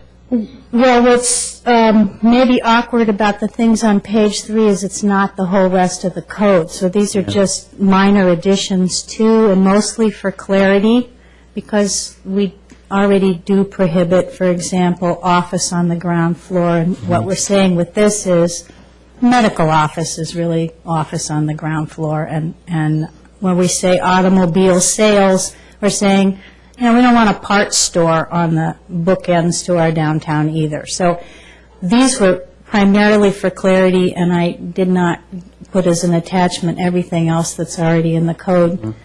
I feel that they were well vetted with the group who said add these things, but that doesn't mean we couldn't do more. Okay. Councilmember Royce? I'll say very little. Since I was part of the Planning Commission, it basically made the recommendation for alternative one. So maybe I'll reserve, if I need to say something at the end, I will. But we tried to keep it simple, tried to avoid the permit process, which costs money and takes time. And that's where we are. Great, thank you. Vice Mayor Chris Seeley. Two questions. So, you know, I heard the three speakers that came up, actually four speakers, I guess, and they all said option one. Now, you indicated that things were added after the Planning Commission heard this. Mm-hmm. Who added them? If the folks over here, I thought that the folks, it was, as you mentioned earlier, a collaborative effort, which I was really, it's a wonderful concept. EDAC, Planning Commission, and business owners and staff got together. But it seems like there's a disconnect here, and I don't understand what the disconnect is. If the business owners and the Planning Commission go to, what to? Could you explain the process? Well, explain who added on, who were the people who added on the other stuff or constricted in number two? When it says staff recommendation? In my conversations with EDAC, I went to EDAC after the Planning Commission, and in fact, the staff did want to pursue a broader definition of the unwanted uses, because we don't feel closeout. It's a subset of something else. So we went to EDAC and said, here's some others. Verbally, I have discussed with the downtown business owners this blended version of option two, and we talked about it before the winter break, and we've talked about it since. What I've heard them say, and it's hard to speak for them, but what I've heard them say over and over again is that the use permit process, no matter for what, is problematic. Sure.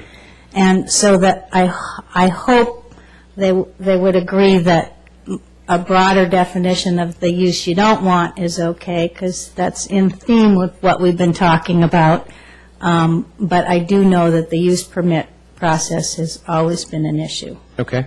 The other question I had, the city attorney actually, and to Mr. Siskin's comment, I'm down there just about every day at that post office and next door. I understand supposedly, at least I was advised, that it was in litigation, that property, whatever that means. Do we have any other recourse now to that property? It's been sitting there, as Mr. Siskin said, for a long, long time. I'm sorry, Mr. Sauvé, I apologize. Mr. Councilmember, you know, it is private property. Right, I understand that. We've been extremely active with the family. There was litigation. The city had no control over the litigation that was between the family trust and a major, you know, a national store.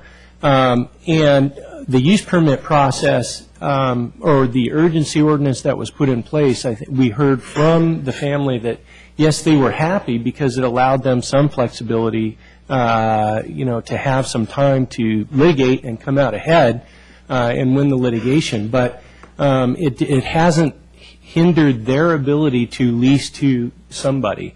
What we do know to date, we've been keeping in very close contact with their legal representatives, and they are entertaining ideas for stores for that location as we speak. But I think they're taking their time and trying to make a good selection for themselves in the city of San Carlos. Well, of course, my response to that, and nothing against you, Mr. Sauvé, they certainly didn't seem to take an awful lot of time last time to pick somebody to go in there. And now, all of a sudden, they're taking in a great amount of time to do that. I'm not going after you. Yeah, but Ralph's had the lease. And what happened is the family trust sued Ralph's. Yeah, no, I don't need to go into. I apologize. I don't need to go into litigation. My comment again, or my question, is to the city attorney. We were advised to do an emergency ordinance, and we did an emergency ordinance. And I felt, you know, maybe some of us up here, including myself, would rather have the fair or the market take care of things, or the market system. It didn't. I felt this was very important to our city. I'm asking, what other recourse do we have, if any, now that we've passed that, and is there any other thing that we can do? Or are we stuck with the litigation situation? And we're just, you know, hoping that they're working on somebody to come in there. That's all. If you have an opinion, or maybe you don't, I don't know. My opinion is that the urgency ordinance was needed, and I think everyone seemed to be in favor of it at the time. Yeah. The Dollar Tree, or whoever was going to go in at that time, was being put in by Ralph's, because they had a very cheap lease, and they could put Dollar Tree in and make money on the sublease. Okay. The family that owned the property didn't want that. Okay. So having adopted the urgency ordinance, we gave leverage to the family that owned the property. They were able to win their litigation or settle their litigation with Ralph's. Ralph's is out. Okay. The family's in, and I think, it's going to be up to the family to find a new tenant. And as I understand it, staff has been working with the family to assist them, to help them, to encourage them to get somebody in. And I think that's the role for staff and this, economic development. That's our role, is to try and help to get somebody in. Right, and I appreciate that, and I didn't want to denigrate any of that. I appreciate the information that the litigation's over, apparently. I didn't know that. That's good knowledge. But having said that, so in other words, the city is pretty much, this is all we can do. We can't do anything more to push them along. It's like pushing any other owner of property to lease the property and get it, economically viable. So there is nothing else we can do? Not by, in terms of adopting amendments to the code or joining in litigation, nothing like that. No, I think we have to do economic development things, redevelopment things. Okay, well, I just wanted to make sure that was out so that everyone understands what the situation is, because I didn't know, again, as I appreciate the information, that the litigation had been over. And again, I'm not saying that we're not trying to push it ourselves. I'm not saying that at all. I'm just asking if there's any other steps that we can take to, encourage them even more. That's all. So I think that was the only two questions that I had. Thank you, Mr. Great. Thank you, and thank you, Ms. Nelson. My questions certainly on the report and everything have been vetted with other council members. And congratulations on having actually taking good input. These guys, they're my new friends. But you've done a great job.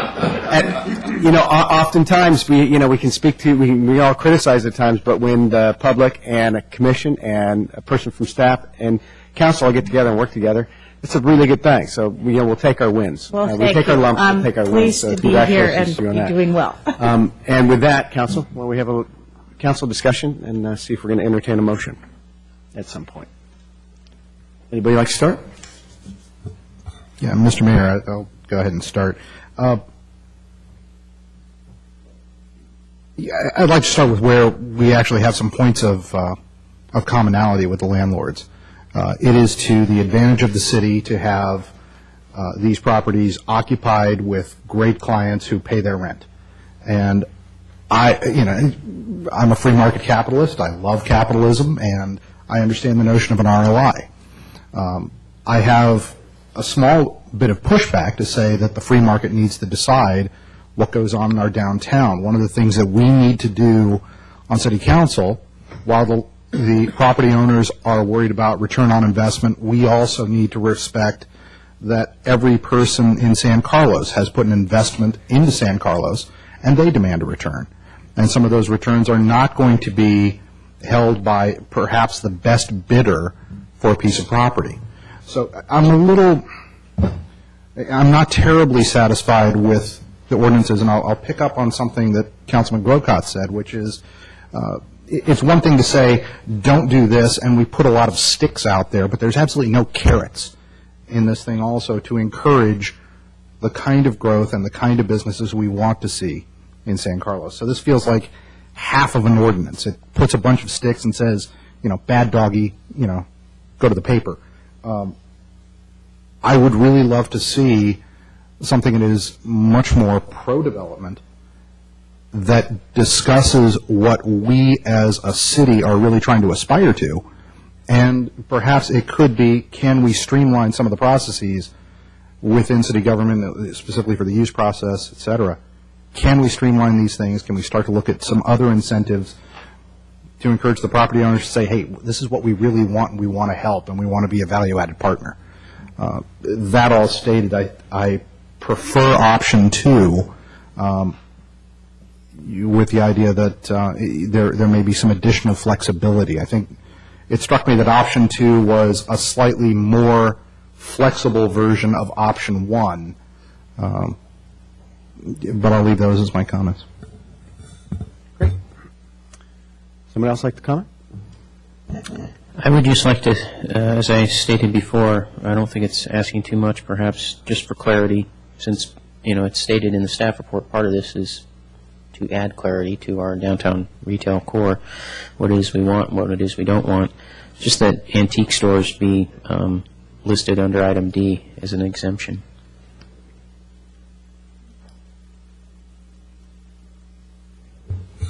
Can I ask a question to Councilman? Is that with the notion that we have N antique stores, and if we want N plus 1,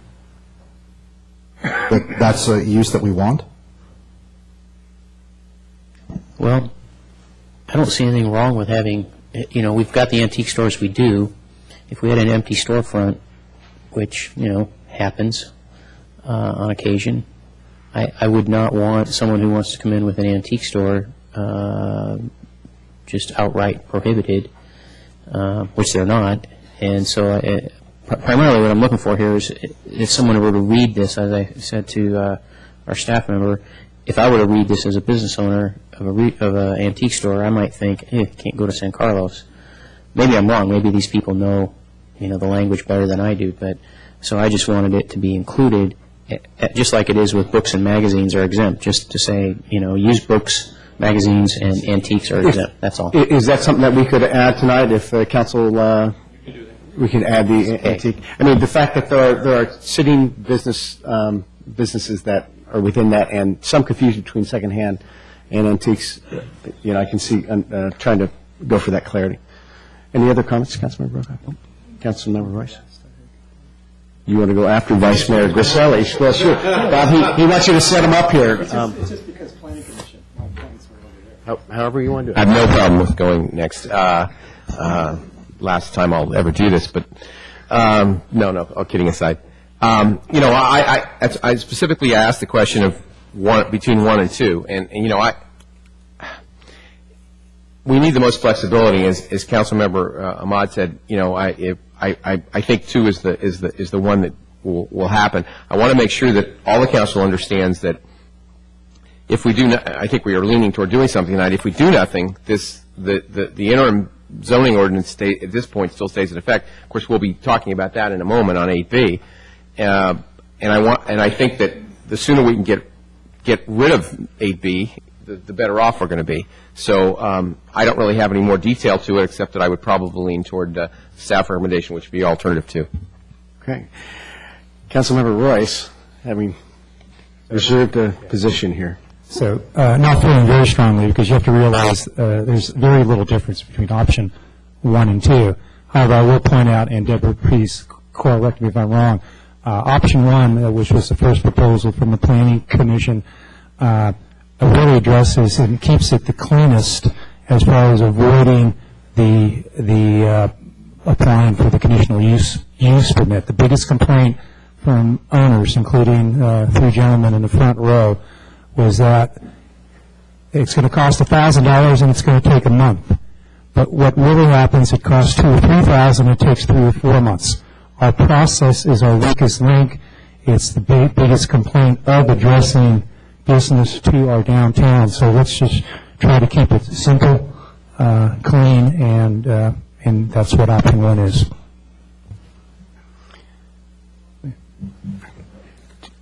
If I may. Go ahead. This is the discussion. Yeah.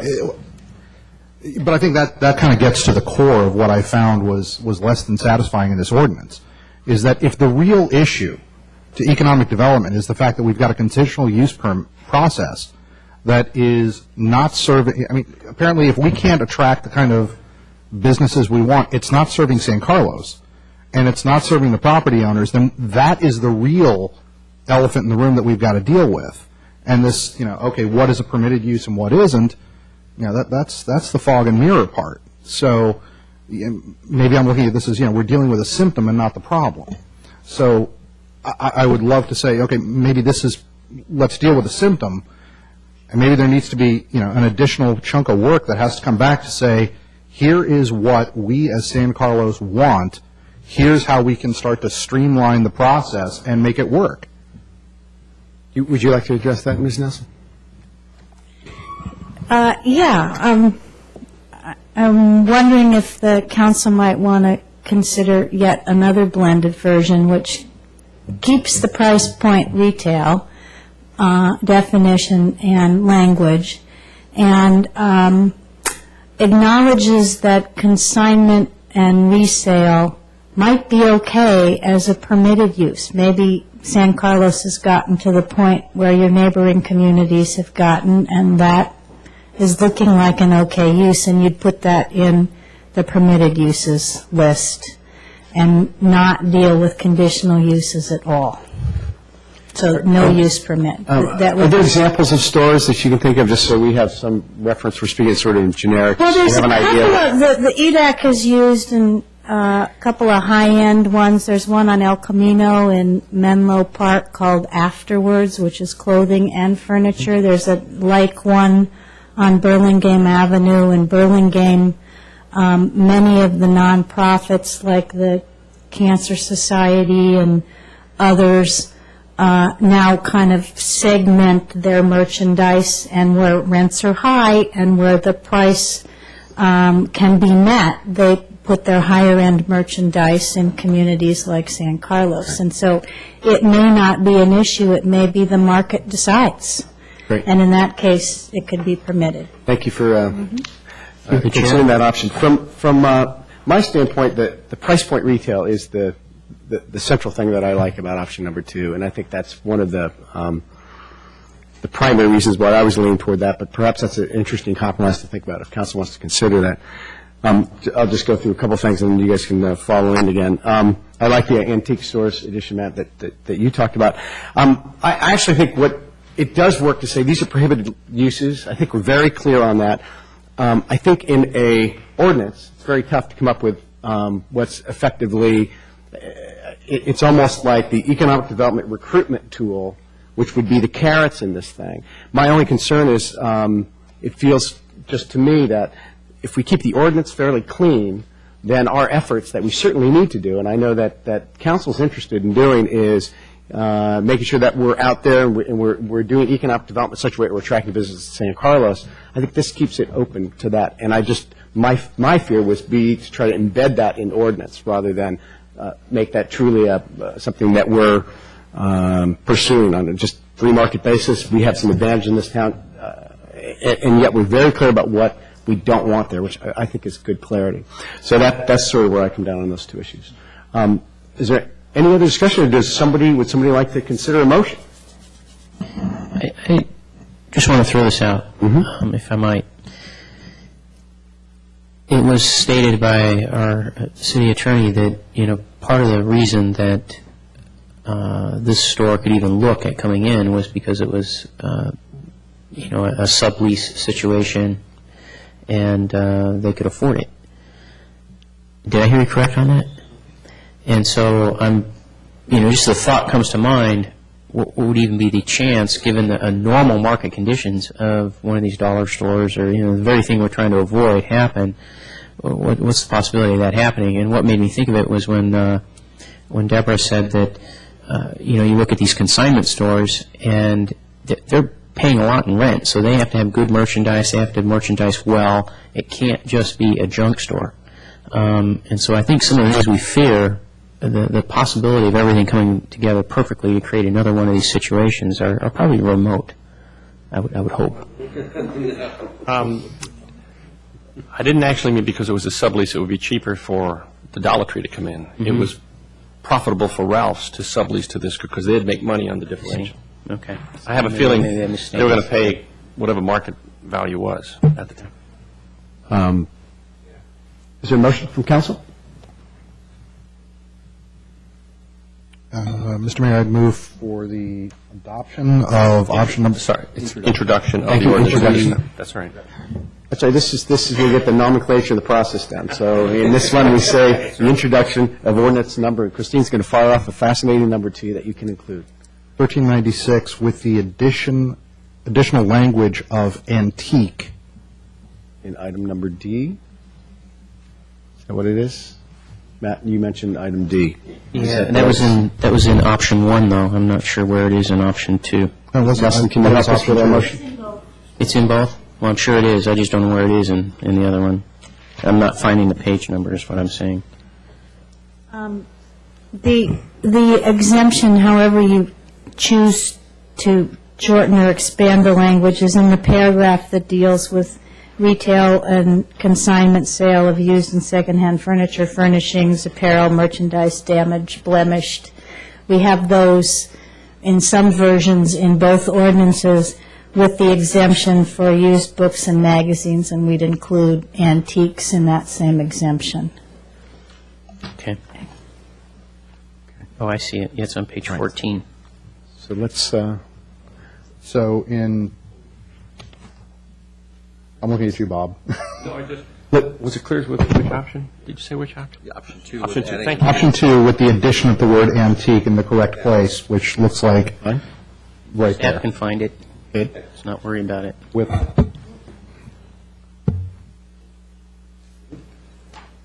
do we have a second? I will second. Okay. Do we have a further discussion on that? Yes, That motion? having seconded, I want to just move it into discussion because I want to make sure what it is I would be approving. If we could just have another clarification on the difference between the first option and the second option, I want to make sure I know what it is. Because I'm with due respect to Mr. Royce, I want to understand his point, but I want to understand it completely. Page 13 of the staff report is that second ordinance. And towards the middle, the price point retail is a new definition that isn't in option 1. Okay. Also, the definition of retail is slightly expanded in option 2 to refer to gross square footage, which the Planning Commission did not see. Through the chair, I'm sorry, where is that? That's at the bottom of the page, 13, retail. All right, thank you. Are these numbers 80%, 60% different than what we have currently? We have nothing currently, but those are standards that are in common definitions in cities throughout the country. The reason I ask that, if I may, is because I do remember there was a business, Yoga Blue, that tried to come in and then was told you have to have a certain amount, you can do what you're doing, but you have to have a certain amount of your floor area be retail, not just instructional or workout center, that kind of thing. Right. We have a couple of things that apply to that kind of use, whether it's personal service, in that case it's instructional, and then, not to complicate things, but there is what we call an overlay district, which we review those independently with a use permit. Okay. Okay. And then, just for discussion, the other thing that we had discussed, I wasn't sure how council felt about it, was potentially eliminating number 1 of this ordinance on page 15, section 18-60-040C, number 1, where it says conditional use, number 1, retailer consignment, sale of used secondhand furniture, furnishing, or apparel. The one thing I believe Ms. Nelson suggested is that we could eliminate that as a conditional use from that section if we wanted to alter this, which would bring it a little closer to what the Planning Commission saw. So you could. I'd like to know if anybody in council would be interested in adding that to the motion. As a Guess I would do away with my need for the thing about the antiques if we did that. It would. Yeah. And again, it gets to the core of the permitted uses. But again, at council's pleasure. I would be in favor of that. Interested to amend that? Anybody else? Yes. Okay. Can we have an amended motion, please? So I would, how do we do that? I forget. If the maker of the motion wanted to amend it, it would be moved that the sections that otherwise require a conditional use for retail or consignment sale of used or secondhand furniture to a permitted use rather than a conditional use. And that would apply in the CR, which is Laurel and parts of San Carlos Avenue, and the CP, which is where the Samtrans building is. Right, so they would effectively make that a permitted use. They wouldn't have to apply to a conditional use. Right, and we would... And for all of that, for sale of used or secondhand furniture, furnishings, apparel, or merchandise, which would also then include antique stores. And in those cases, since it's a permitted use, there's no findings. It's just permitted outright. Right. So, Councilmember Ahmad, if you'd like to, if you don't have to, but if you'd like to amend your motion to reflect that, you can do that, or we can have another motion. I tell you what, I'll make it easy on you. I will introduce a competing motion, which you have to take first. We'll discuss it, and if it fails, then we'll go back to Ahmad's.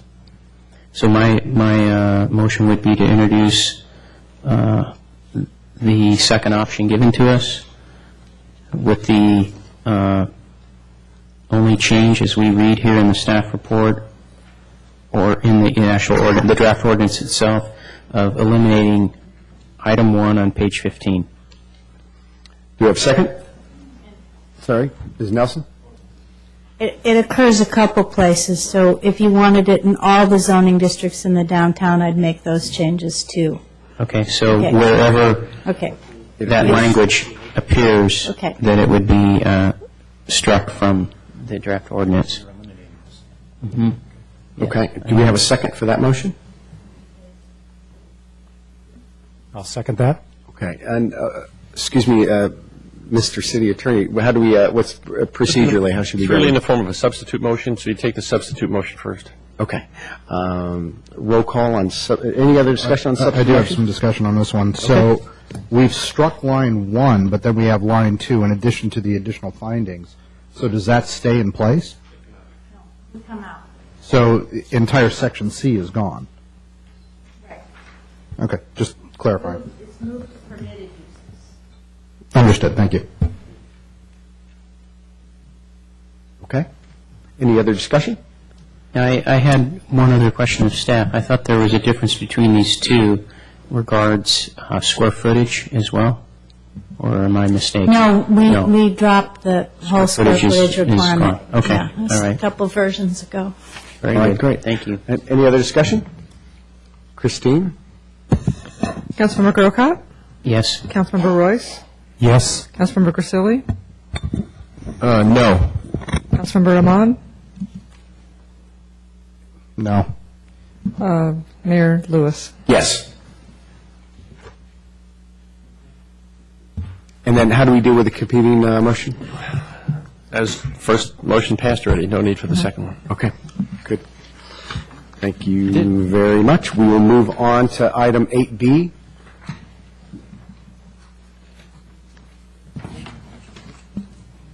I can still have the second reading to you on the 28th. So, of this ordinance, and we're asking you to then extend the interim urgency ordinance because it will expire February 14th, and if you have the second reading on the 28th, you need another 30 days before this ordinance you just acted on becomes effective.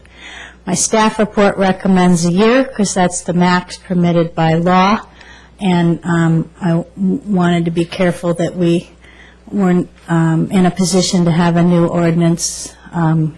So you may shorten that by, you may extend it for 2 months would be perfectly adequate. In any case, as soon as you adopt, the other ordinance becomes effective, the interim one disappears. Okay, so is there any risk in reducing it to a couple of months? Any fear for exposure on staff's part? Just so long as it would stay in effect until the new ordinance is effective, which would be 30 days after your next reading, so it'll be, into March. First week of March, second week of March. Okay. So if, let's say you said 4 months, that would be fine. Okay, If there were a problem with the second reading, and if we had more issues, then it could become a problem, but at this juncture, we don't think that it would. But if I'm understanding it correct, even with adopting it with the year intact, it still goes away once the other motion becomes effective in any event. So the year is just the ultimate protection, but it goes away in any event. Great, thank you. Council, any questions? We'll entertain a motion. Well, through the chair, Sorry, I go ahead. apologize, Yes. but through, this is a public hearing on this item, too. So we, in theory, there would be, I apologize. No, that's fine. We can open up any public comment on this item, 8B. Please come to the podium. Sorry. No, it's the right thing to do. I would urge the council to just take the necessary amount of time. I think 2 months should be enough, and we've kind of beaten this horse dead. So I'm hoping that the council will take as little time as necessary, avoid as much confusion for prospective tenants coming in as to which ordinance is in effect. I think, we're kind of duplicating our efforts here, and it's unnecessary. So, thanks. Great, thank you. Any other questions, discussion? I would just say that, I agree that the shorter time would be better, but insurance-wise, when I say insurance, if the shorter time we make it, if there is some, as Mr. Weiss said, if there's some reading or something changed at the next time, or we all got an epiphany and we all wanted to change it, then this thing we're going to be running up against the deadline again. Whether we make it for 4 months or 20 years, if we do this right, it's going to disappear. And I just think we should extend it out as long as we can possibly extend it out. Then we don't have any questions, and there's no problem in case we have a different verbal situation on the 28th or some other thing. That's just my opinion. Okay. Any other discussion? Any other? Through the chair. Yes, I agree wholeheartedly with Councilmember Versilli, just in terms of being conservative. But I don't think anybody should get the idea that this council wants to live under this ordinance any longer than we have to. But we got caught one time. We don't want to get caught again. So. Okay. Any other comments? Anybody have any? I'm sorry. We're going to move on at this point. So yeah, public hearing still open? Yeah, the public hearing still. If anybody else would like to speak, but other than that, I'd like to close public hearing. I'll make a motion to close the public hearing. Second that. All in favor? Aye. Great. Do we have a motion on the issue at hand? I would move approval of the recommendation by staff, which is to extend the emergency ordinance for the permitted time of 1 year. Second. Roll call, please, Christine. Councilmember Grocott? Yes. Councilmember Ahmad? Yes. Councilmember Grisilli? Yes. Councilmember Royce? Yes. Mayor Lewis? Yes. We'll move on to item new business. Item number in 9, item 9A, discussion of survey panel project and options to proceed. Thank you, Mayor and members of council. This is an item that came before the previous council in November. We're bringing it back for further discussion. For those of you who are on the council, last time you will recall that in February the City Council adopted as part of their strategic plan a task to present to the council a survey program that would determine community support and interest in pursuing assessments or other revenue measures that could be used to address the city's general fund budget shortfall, and also to potentially fund higher service levels in existing programs and potential new facilities. This goal was extended at your August 2007 six-month objective, so it continues forward until February. With that in mind, the staff prepared a statement of qualifications process that we presented to the council on September 19th, and the council authorized staff to go to the marketplace. We received 4 proposals from different firms. These firms were interviewed by the Assistant City Manager and the Administrative Services Director, and a recommendation was made to retain the firm of EMC Research. On November 13th, staff's recommendation to authorize the city manager to enter in an agreement with EMC was approved by the council. And at that time, we talked about preparing what was called a survey calendar as far as moving this project ahead. Now, since November, we had an opportunity, both the Assistant City Manager, the Administrative Services Director, and the City Manager, to discuss this project with EMC Research. And one of the topics that we talked about was the different potential survey instruments we could use. And there's several different choices. There is what I would call a traditional telephone survey of several hundred people, which potentially could either be residents at large or could also be focused on registered voters only to discuss a revenue measure.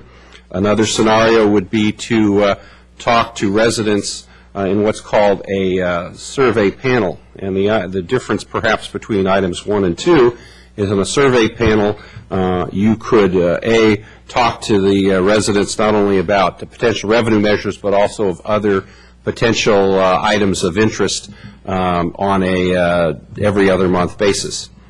And then finally we came up with a combination option where you might combine both a telephone survey and also a web panel, and that would be able to both talk about potential revenue measures and also issues in the community.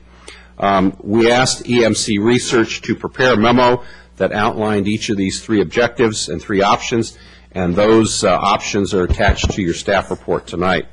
And what we thought we would do is, before proceeding further on this project, both because there's a series of different options that are in front of the council, and also because we want to get clarity with the new council as to whether your interest is primarily in exploring a revenue measure in the short term, or whether it is in pursuing public opinion of issues or some combination thereof, we're bringing this matter back to you. I should also mention that in the audience tonight we have Ruth Bernstein from EMC Research, and she is also available tonight to get into some of the nitty-gritty of the 3 different survey options and to help me discuss with the council the direction that you'd like to proceed on this project. So with that, I'd be happy to answer any questions you may have, or also I'll bring Ruth up and she can field some of your queries as well. Thank you very much, Mr. Mora. Council questions for Mr. Mora? Okay, we don't have questions this time, so we'll have council discussion on the options. Who'd like to go first? I am backing off on my support of this idea altogether, I'd have to say. I'm just not sure exactly what is to be gained, and then just looking at the expense and things that we heard about tonight on other areas where we're going to have to be spending money. I'm feeling wary of going forward with this project. Okay. I might do is just give a little bit of background, just in case, just so you guys know. We at our last strategic retreat, we actually said we would like to survey the residents for a potential revenue measure, and what that might be, and then also what are the things that we might use that potential revenue for. So we've got some combination of what are residents interested in, and what revenue measures might they support. So we could get that information, as recognizing that we're going to have, one potential way to raise revenue is some sort of a revenue measure. So that was the initial idea. So we asked staff to please look into that for us.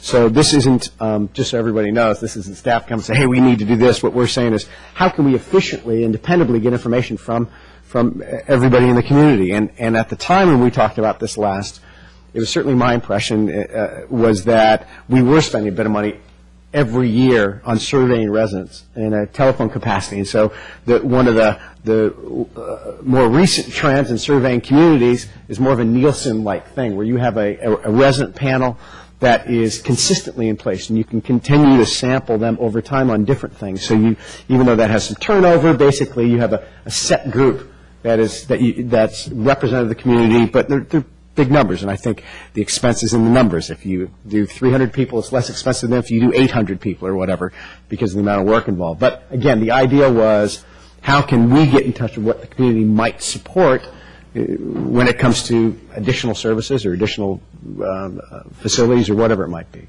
So we all set off on this together. Now we're at a place where in our last time we considered the survey, albeit it was not a unanimous vote, we thought, oh great, the survey panel must be a great way to go. To my mind, the new information in this that staff, and again, staff jump in if I'm incorrect about this, is perhaps this sitting, and if you read in the report, perhaps the sitting survey panel is not going to be maybe the most financially efficient way to get this information, and maybe we can get it done through telephone survey. Is that one of the inferences in this report? Let me make a couple comments, and certainly if you'd like to hear from Ms. Bernstein, she may want to add additional comments. I think one of the threshold questions tonight for the council is, are you most interested in looking at a revenue measure, and if you are, a telephone survey might be your best bet in terms of being scientifically accurate and getting you the information. And as part of this, I think one of the things that the council subcommittee, we actually had a council subcommittee during the first 6 months of this goal with Mayor Lewis and former council member Teagle Doherty was when we looked at the last 5 revenue measures that the city pursued, the first 2 were successful and the last 3 were all unsuccessful. And the thought was that if we are going to pursue a revenue measure, again, it would probably be wise to talk with the public and find out what they would and would not be inclined to support. On the other side of the table, we have this concept of the survey panel where you could, on a regular basis, perhaps as frequent as every other month, put various issues in front of the public to get additional input. The difference here is that if you did the survey panel, it is likely that that might be a cross-section of residents, whereas the telephone panel might actually be something where it would be registered voters only, or it could be structured that way. So I think as the city manager and myself and Mr. Maltby talked to EMC, we felt there were a number of questions we had to bring back to the new council. One was, is your goal to look at a revenue measure initially and to ask about issues later, or are you more interested in posing a variety of questions to the public? And then the second question is, are you interested in talking to just voters or people who are likely to vote, or are you interested in talking to a cross-section of the community? I think when we have some direction from the council as the answer to those 2 questions, then we can better work with you and with the survey firm in terms of determining what's the best approach to getting that information for you. Right. And the last time we approved, I want to say $40,000, but it's thereabouts. Is that right? Correct. To start the survey process. And now this is additional information. That's correct. Since that point for us to discuss. That's correct. Are there other questions? Are there questions or discussion? If I might just add through the chair, one of the things that Ruth has pointed out to us, and I hate to keep speaking to her, she's right here, so we can invite her up at any time, but one of the things that she indicated to us that if we went with the panel, in order to really have an effective panel, you'd have to keep going back to that panel repeatedly, in order to keep the panel valid. And so you'd have to have a series of questions. And you would probably have 6 to 8 of those, is how I understood it, and then perhaps the next year have to have another 6 to 8 issues. And we didn't know whether the council wanted to have that kind of an ongoing survey tool in place for the long term, or whether or not the primary genesis of this idea was geared towards whether measuring and getting some feel from the community, number one, on the revenue measure, simply that, or maybe the revenue measure with some nuances with respect to how that revenue measure might be might be structured. Right. And again, to my mind, if we're going to try to, if there's new capital improvements or facilities or things that we want to get done, I know that, there's been a lot of discussion whether it's a community pool or a new community facility, or it could be revenue for traffic or other things, speeding impediments, whatever it might be. What's the best way for us to get that information for the public so we know what they're most interested in, so we can work on their behalf on that? And then secondly, how are we going to pay for it? And what's the threshold for the community of what they might want to pay and how they mi't want to pay for it? Those are the, potential strengths of the survey. Anyway. I would like to just comment on this on this item that number one, I see the telephone survey as being the most viable way to go if we were to do anything. However, 2 things came to mind for me after thinking about this and reading this report and so forth. And one is just the concept of leadership. We have council elections every 2 years in this city, and that is, it's pretty frequent, really, when you think about it, and it gives us the opportunity to touch base with the voters and see what they want and what kind of things they're looking at. And certainly our 2 new council members just went through that, and they probably have a better feel for what this town is about, perhaps, than the 3 of us, because we did ours, a while back. But that's what elections are about. You put out your ideas, you talk about things, you get a feel for the public, and that's what that's for, in part. The other thing that comes to my mind is when we went forward with the fire measure. One of the things we discussed straight up was, do we go out and do polling and see what kind of support we have? Now, it's my understanding, maybe I'm wrong about this, but that was something that would be done by the campaign itself and paid for by the campaign, not by the public. And what this is doing is putting it up ahead enough that it's in general enough that you're not, it doesn't have to be part of a campaign. But I have trouble with that in an ethical sense. I don't mean to disparage anybody or to be critical, but I do think that comes to mind. So those are my concerns. Thank you. Anyone else? Councilmember Royce? So I'm a little mixed on this. Just coming off the campaign trail, you're very enthusiastic. You feel that you have a gauge on the pulse of the community. You've knocked on lots of doors. I don't need a survey, whether or not phone or web-based, to tell me that we need to replace a dead palm tree at the depot. I mean, there are things that I feel I know, and yet, on the other hand, I don't want to be a fool here. I love data, and these statistically proven good representation of the population, samples that represent the public are very good and valuable for important things. And something like asking people that they're going to have to start spending money if we want some new services is pretty important. So I guess I will say I hope we don't rely on a survey to tell us what to do. I like the old-fashioned way. I think it's my role and our role to continue to walk the streets and call people that we respect and get their opinions, talk to people who don't even know and get their opinions. It's also citizens of San Carlos role to find us and tell us what they want. And if they don't tell us, and if we don't go looking for them, then we've got a problem. It's a two-way street. So I would like to make sure we stay focused on the communication between council and the citizens of San Carlos, and use these, I think, costly but very valuable ways. I think phone might be the best way in a one-shot deal. I'm a little hesitant on the web. I'm a technologist. I think web, I did some searching on the web. There's some services, not to preclude your professional experiences. There's a lot of competition out there. I could develop a survey in a half hour and just send it out to 300 people by the time I go to bed tonight and get some interesting data. But I guess I'm going in circles here. I think because of the importance of the revenue measure, this survey needs to be not only asking what they want. I think we need to put together a package on telling them what we could do, what options there are, do a little selling and surveying to move on with those next steps. Great. Thank you. Anybody else? I like the idea of having some more data. I'd like an idea of, what we actually want to ask people. I think in terms of who we hear from, we do get a group of people who are very active in the community and who want to participate. There is a larger universe known as the likely voter.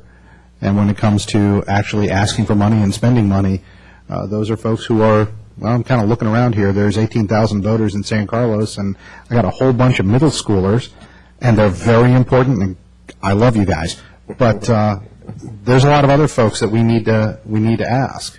And as we start to look at other revenue measures or which directions to take the city, I think it is valuable to ask this data. Overall, I'm not in favor of placing a panel. I think that just strikes me as too much time and too much effort at this point. If we've got some very specific questions and some very pointed things that we want some data on, then I think a web or a phone survey would suffice.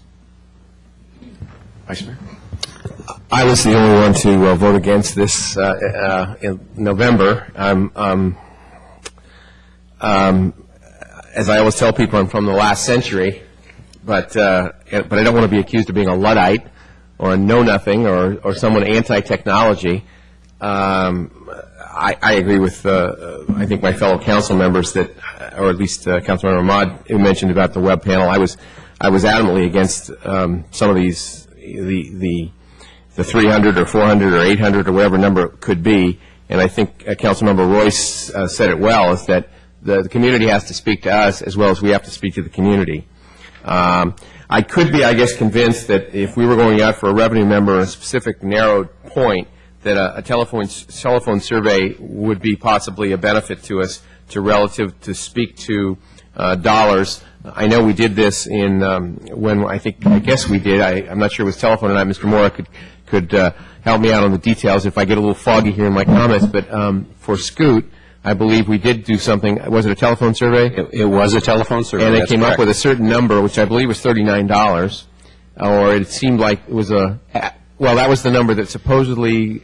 It was lower than what we eventually came up with on the... Well, actually, the dilemma that there was a citizens committee that asked for the revenue in Scoot. It wasn't the council. And the dilemma there was that because, and again, it gets into this question of revenue, the way California state law works is if you ask for money for a specific item, it's a 2/3 vote. If you ask for general revenue, it's a majority. Mm-hmm. And under Scoot, what happened is there was no dollar amount that got 2/3. However, they were wrestling with how much they needed and how things polled. And I think the group, and this is not meant to criticize, this is just informational, felt that they would ask for an amount that both was enough to keep the program going at the current level, and they were optimistic, I guess I could say, putting words in their mouth, that they could take the number in the survey and bring it up to the 2/3 level, which, as we all know, didn't happen. Didn't work. And my point is that it's an art, not a science on all of this, and there's human beings that get involved in it. And even though if we go out to a certain and get a polling or a response of X dollars, that might not be any good. I mean, I could probably get in 5 minutes 1,000 people to say, we'll pay $10. That'd be great.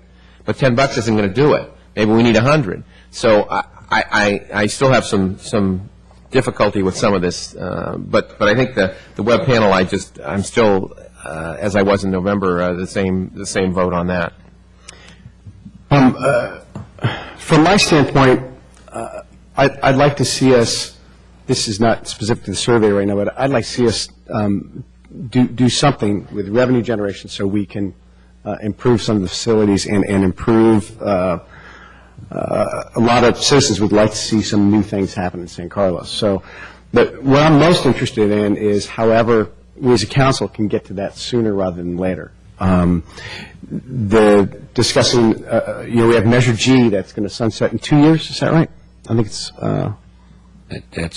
coming right up. It's either 2 or 3 years, yes. Which was a $6 per parcel, which did pass. And that's going to sunset, and that's money that's needed for Park and Rec, and so we're probably going to have to take a look at that. There's been some discussion in our meetings, utility tax, which is a general tax. And I don't know if we're all, these are all things that we have to at least consider depending on what we want to get done given our revenue situation. So from my standpoint, I just would like to see us move forward on the things that we feel are best for the community, that we feel like we need revenue for, and figure out what that revenue source is going to be. That being said, it doesn't seem to me that we've got enough interest from the council to do this survey web panel based on our discussion tonight, and that we're probably in a position where we're going to look at a telephone survey, and that's what it seems to me the council is saying is they're most comfortable with. But I just want to encourage all of us that we need to continue to move forward on how are we going to, with Measure G sunsetting and with revenues. We're all talking about economic development, and I think that we're going to work hard on that. We're going to try to make that work. Whether or not that projects out anytime soon for us to make improvements in the town, I don't know that it does, and so that's on all of us to consider. Is there any motion tonight? Well, we'd like to going against what I did in November when I voted completely against all of this. I've been persuaded by my other council members and in discussion and staff the way we've discussed this that I would make a motion that we do the telephone survey for a possible revenue measure. That's what I don't know if that's the English language that I'm speaking, but that's what I would say. That would be my motion. Do we have a second?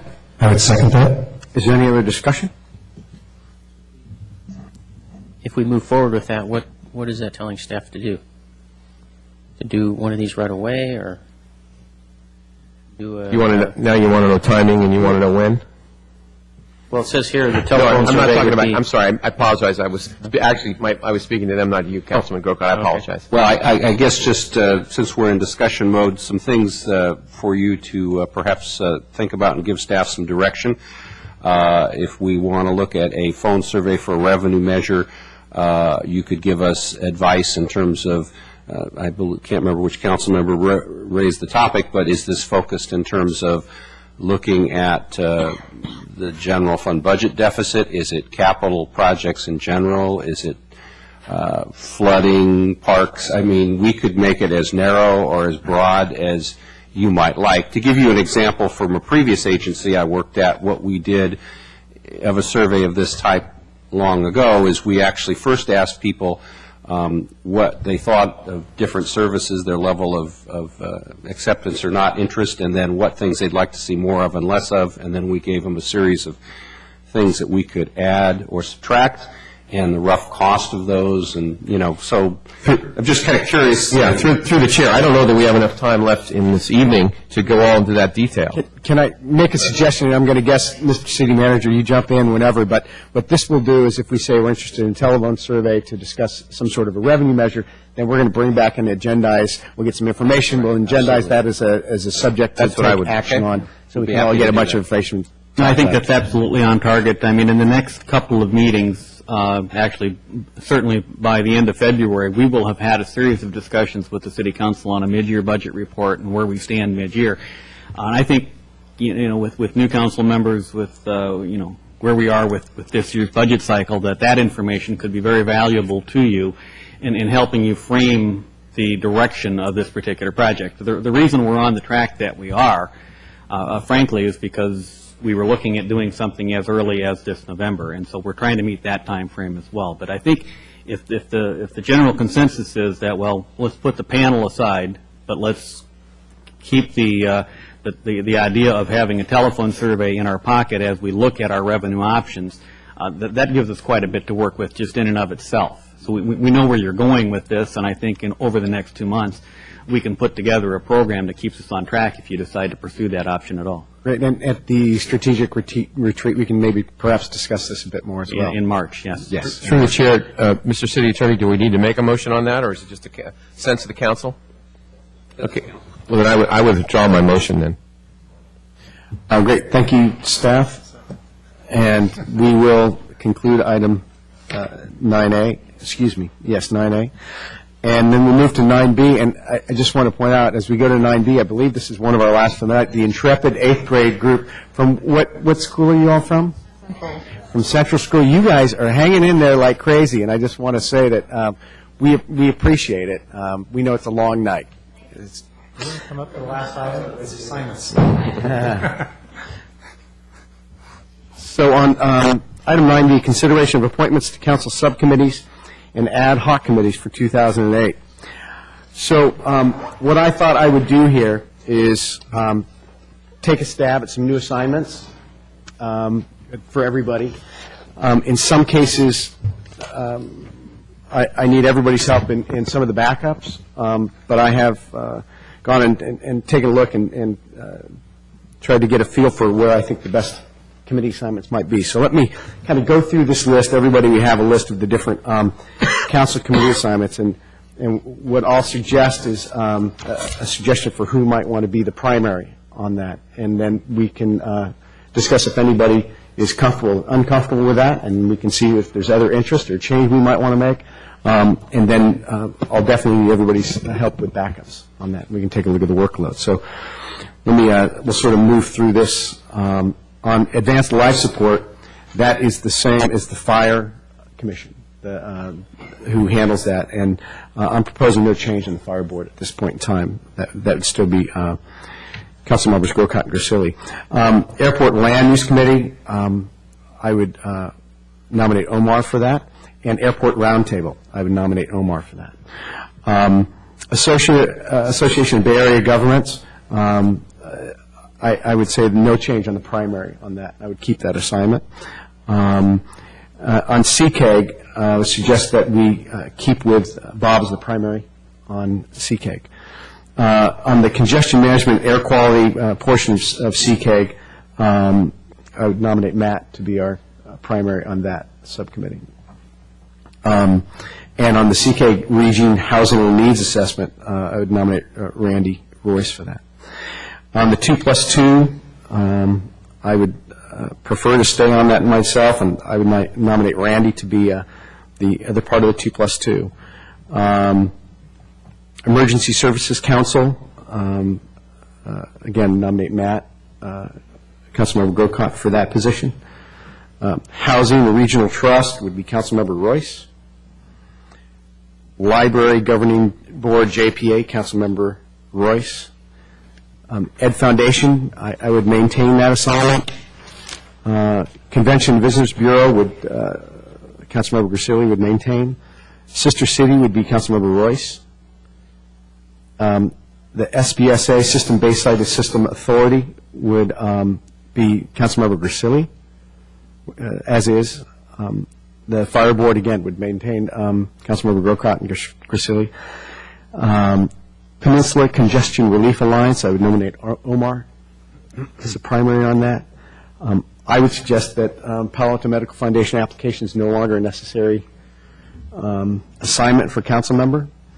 On Harbor Industrial Association, I'd nominate Omar to be the primary on that. Grand Boulevard Task Force for Councilmember Grocott to be the primary on that. League of California Cities would stay the same with Vice Mayor Grisilli. As far as liaisons to committees, EDAC would be Councilmember Ahmad, as would San Carlos Green.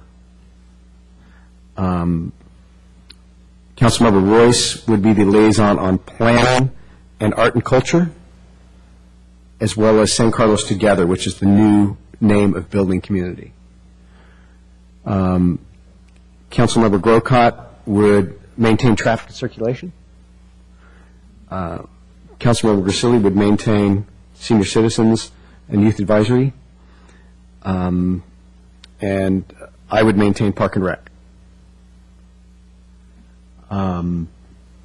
I'd like the council to discuss assigning a liaison to the GPAC. We currently don't have that. I think it's probably a good idea. Again, a liaison being somebody who's not necessarily, in this case, having to go to every meeting, but somebody who's liaisoning with the chair and with staff to keep abreast of developments there, so council can be kept abreast of that and also be our connection to that committee for updates and so forth. And I would nominate Councilmember Grocott to be that designee if council agrees that we should have that designation.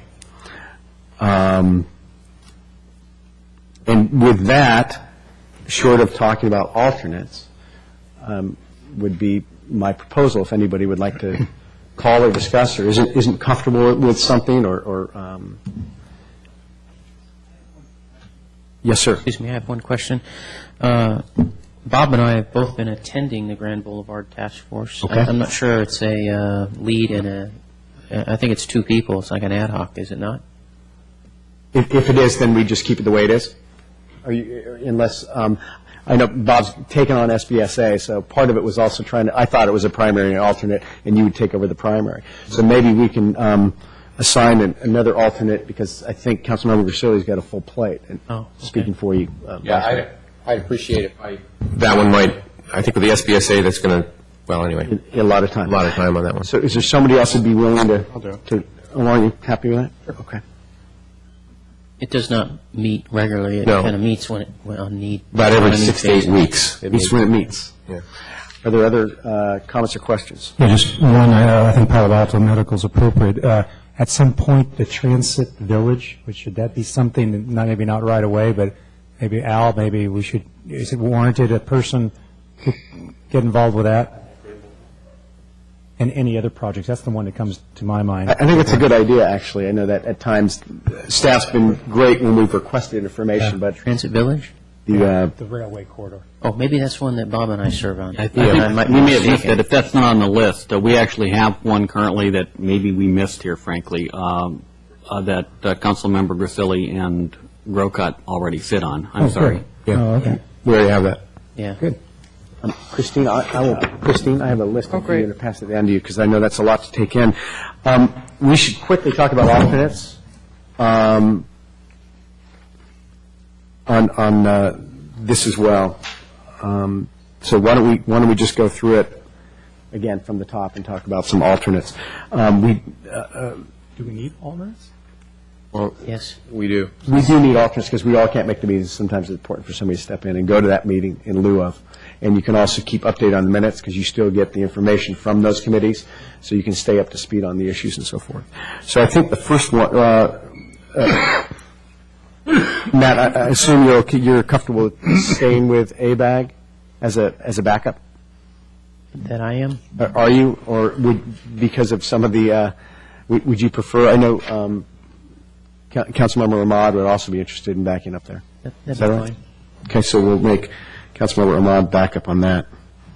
I'm still comfortable being Bob's backup on CCAG. And I'm, through the chair, I'm sorry, on the airport land, I'm the backup on both those. Currently, should we? That's fine. I just asked, you know. Okay, yes, let's leave those the same. I'm sorry, you're right, I did miss them. No problem.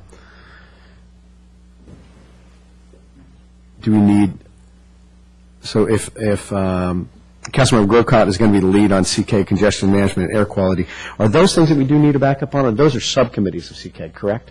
Yes. Are those regularly meeting bodies? Yes. They are? Yes. Okay. So, oh, that's right, of course, excuse me. Well, I'll stay on the housing part of it. Stay in the housing part of it? Yeah. Maybe Councilmember Ahmad, would you be willing to back up Councilmember Grocott on the congestion management and air traffic quality? Sure. Because I think that'll dovetail nicely. One of the things that's not on here, Mr. Mayor, is CCAG's BPAC, which I do sit on. Okay, we should add that to the list then, CCAG's BPAC, which Councilmember Grocott is assigned to. What is BPAC? It's Bicycle Pedestrian Advisory Committee. Advisory Committee. So if you're into walking or riding your bicycle, it's a good one to be on. That's for bingo, yeah. And I do think the Councilmember Ahmad, with being on the Peninsula Congestion Relief Alliance, is a good dovetail for you to back up on the CCAG, congestion management, air quality. Okay, so traveling along, we have Councilmember Royce, Vice Mayor Griselli as the backup at CCAG's regional housing needs. 2+2, we don't need a backup. We have two. Emergency Services Council, we have Councilmember Grocott. Is there somebody who's interested in being the backup for that to take my place? I'll do that. Okay. Is that Bob? Yes, I'm sorry. That's probably a good match. And then Housing Regional Trust, which is primary is Councilmember Royce. Is there, I'll stay on that. You'll stay on that? And I got a letter that I passed to Councilmember Royce that you may want to take a look at if you didn't get it, Bob, from Housing Regional Trust. Library Governing Board, with now Councilmember Royce is the primary. Is there somebody, Matt, would you like to stay back? Would somebody else like to commit to backup on that? Councilmember Ahmad, would you be willing to step up? Monday at 8 o'clock. Monday's at 8 o'clock. You're a backup. I can do that. I can back up that. Okay. Thank you, Councilmember Grisilli. You're not going to miss any meetings, are you, Randy? Randy will call you about 10 to 8. Hey, I'm feeling a little tired. Okay, we'll try to get through this so you guys can say you made a whole meeting. We won't be much longer, I promise. Convention and Visitors Bureau. Bob, I'll back you up on that. Okay. Right. No, that's nothing going on there. Sister City, we don't have a backup on that, and I don't think we need one. South SBSA. Randy, are you curious about that? All right, so Councilmember Royce will be back up for that. Fire Board, we have two. Congestion Relief Alliance, I can stay back up to Omar on that. And what other backups? HIA, is somebody interested in backing up Omar on HIA? Want to volunteer for that? Fine. Again? Good, okay. Doesn't have the time. Councilmember Royce, we're back up on that. We have Grand Boulevard covered. League of California Cities, Bob is all over that. And I believe that does it. And we, again, so Councilmember Grocott is the liaison for GPAC. That's And just a note to council members being new, the HIA, even though we have representation there, anyone's welcome to attend their luncheons when they happen. And the same holds for Council of Cities. You'll get notices on Council of Cities. Mayor Lewis is our voting representative at all their business meetings, but any council member with an interest in whatever the topic might be at that particular meeting is welcome to attend. You just need to let the city clerk know.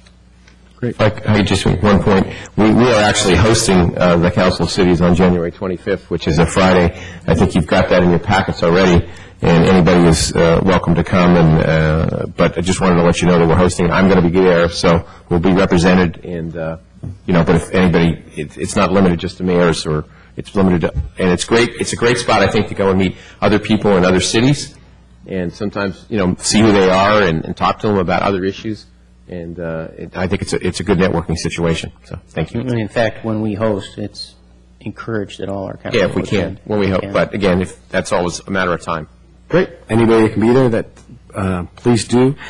Any other discussion on 9B? Staff, any questions?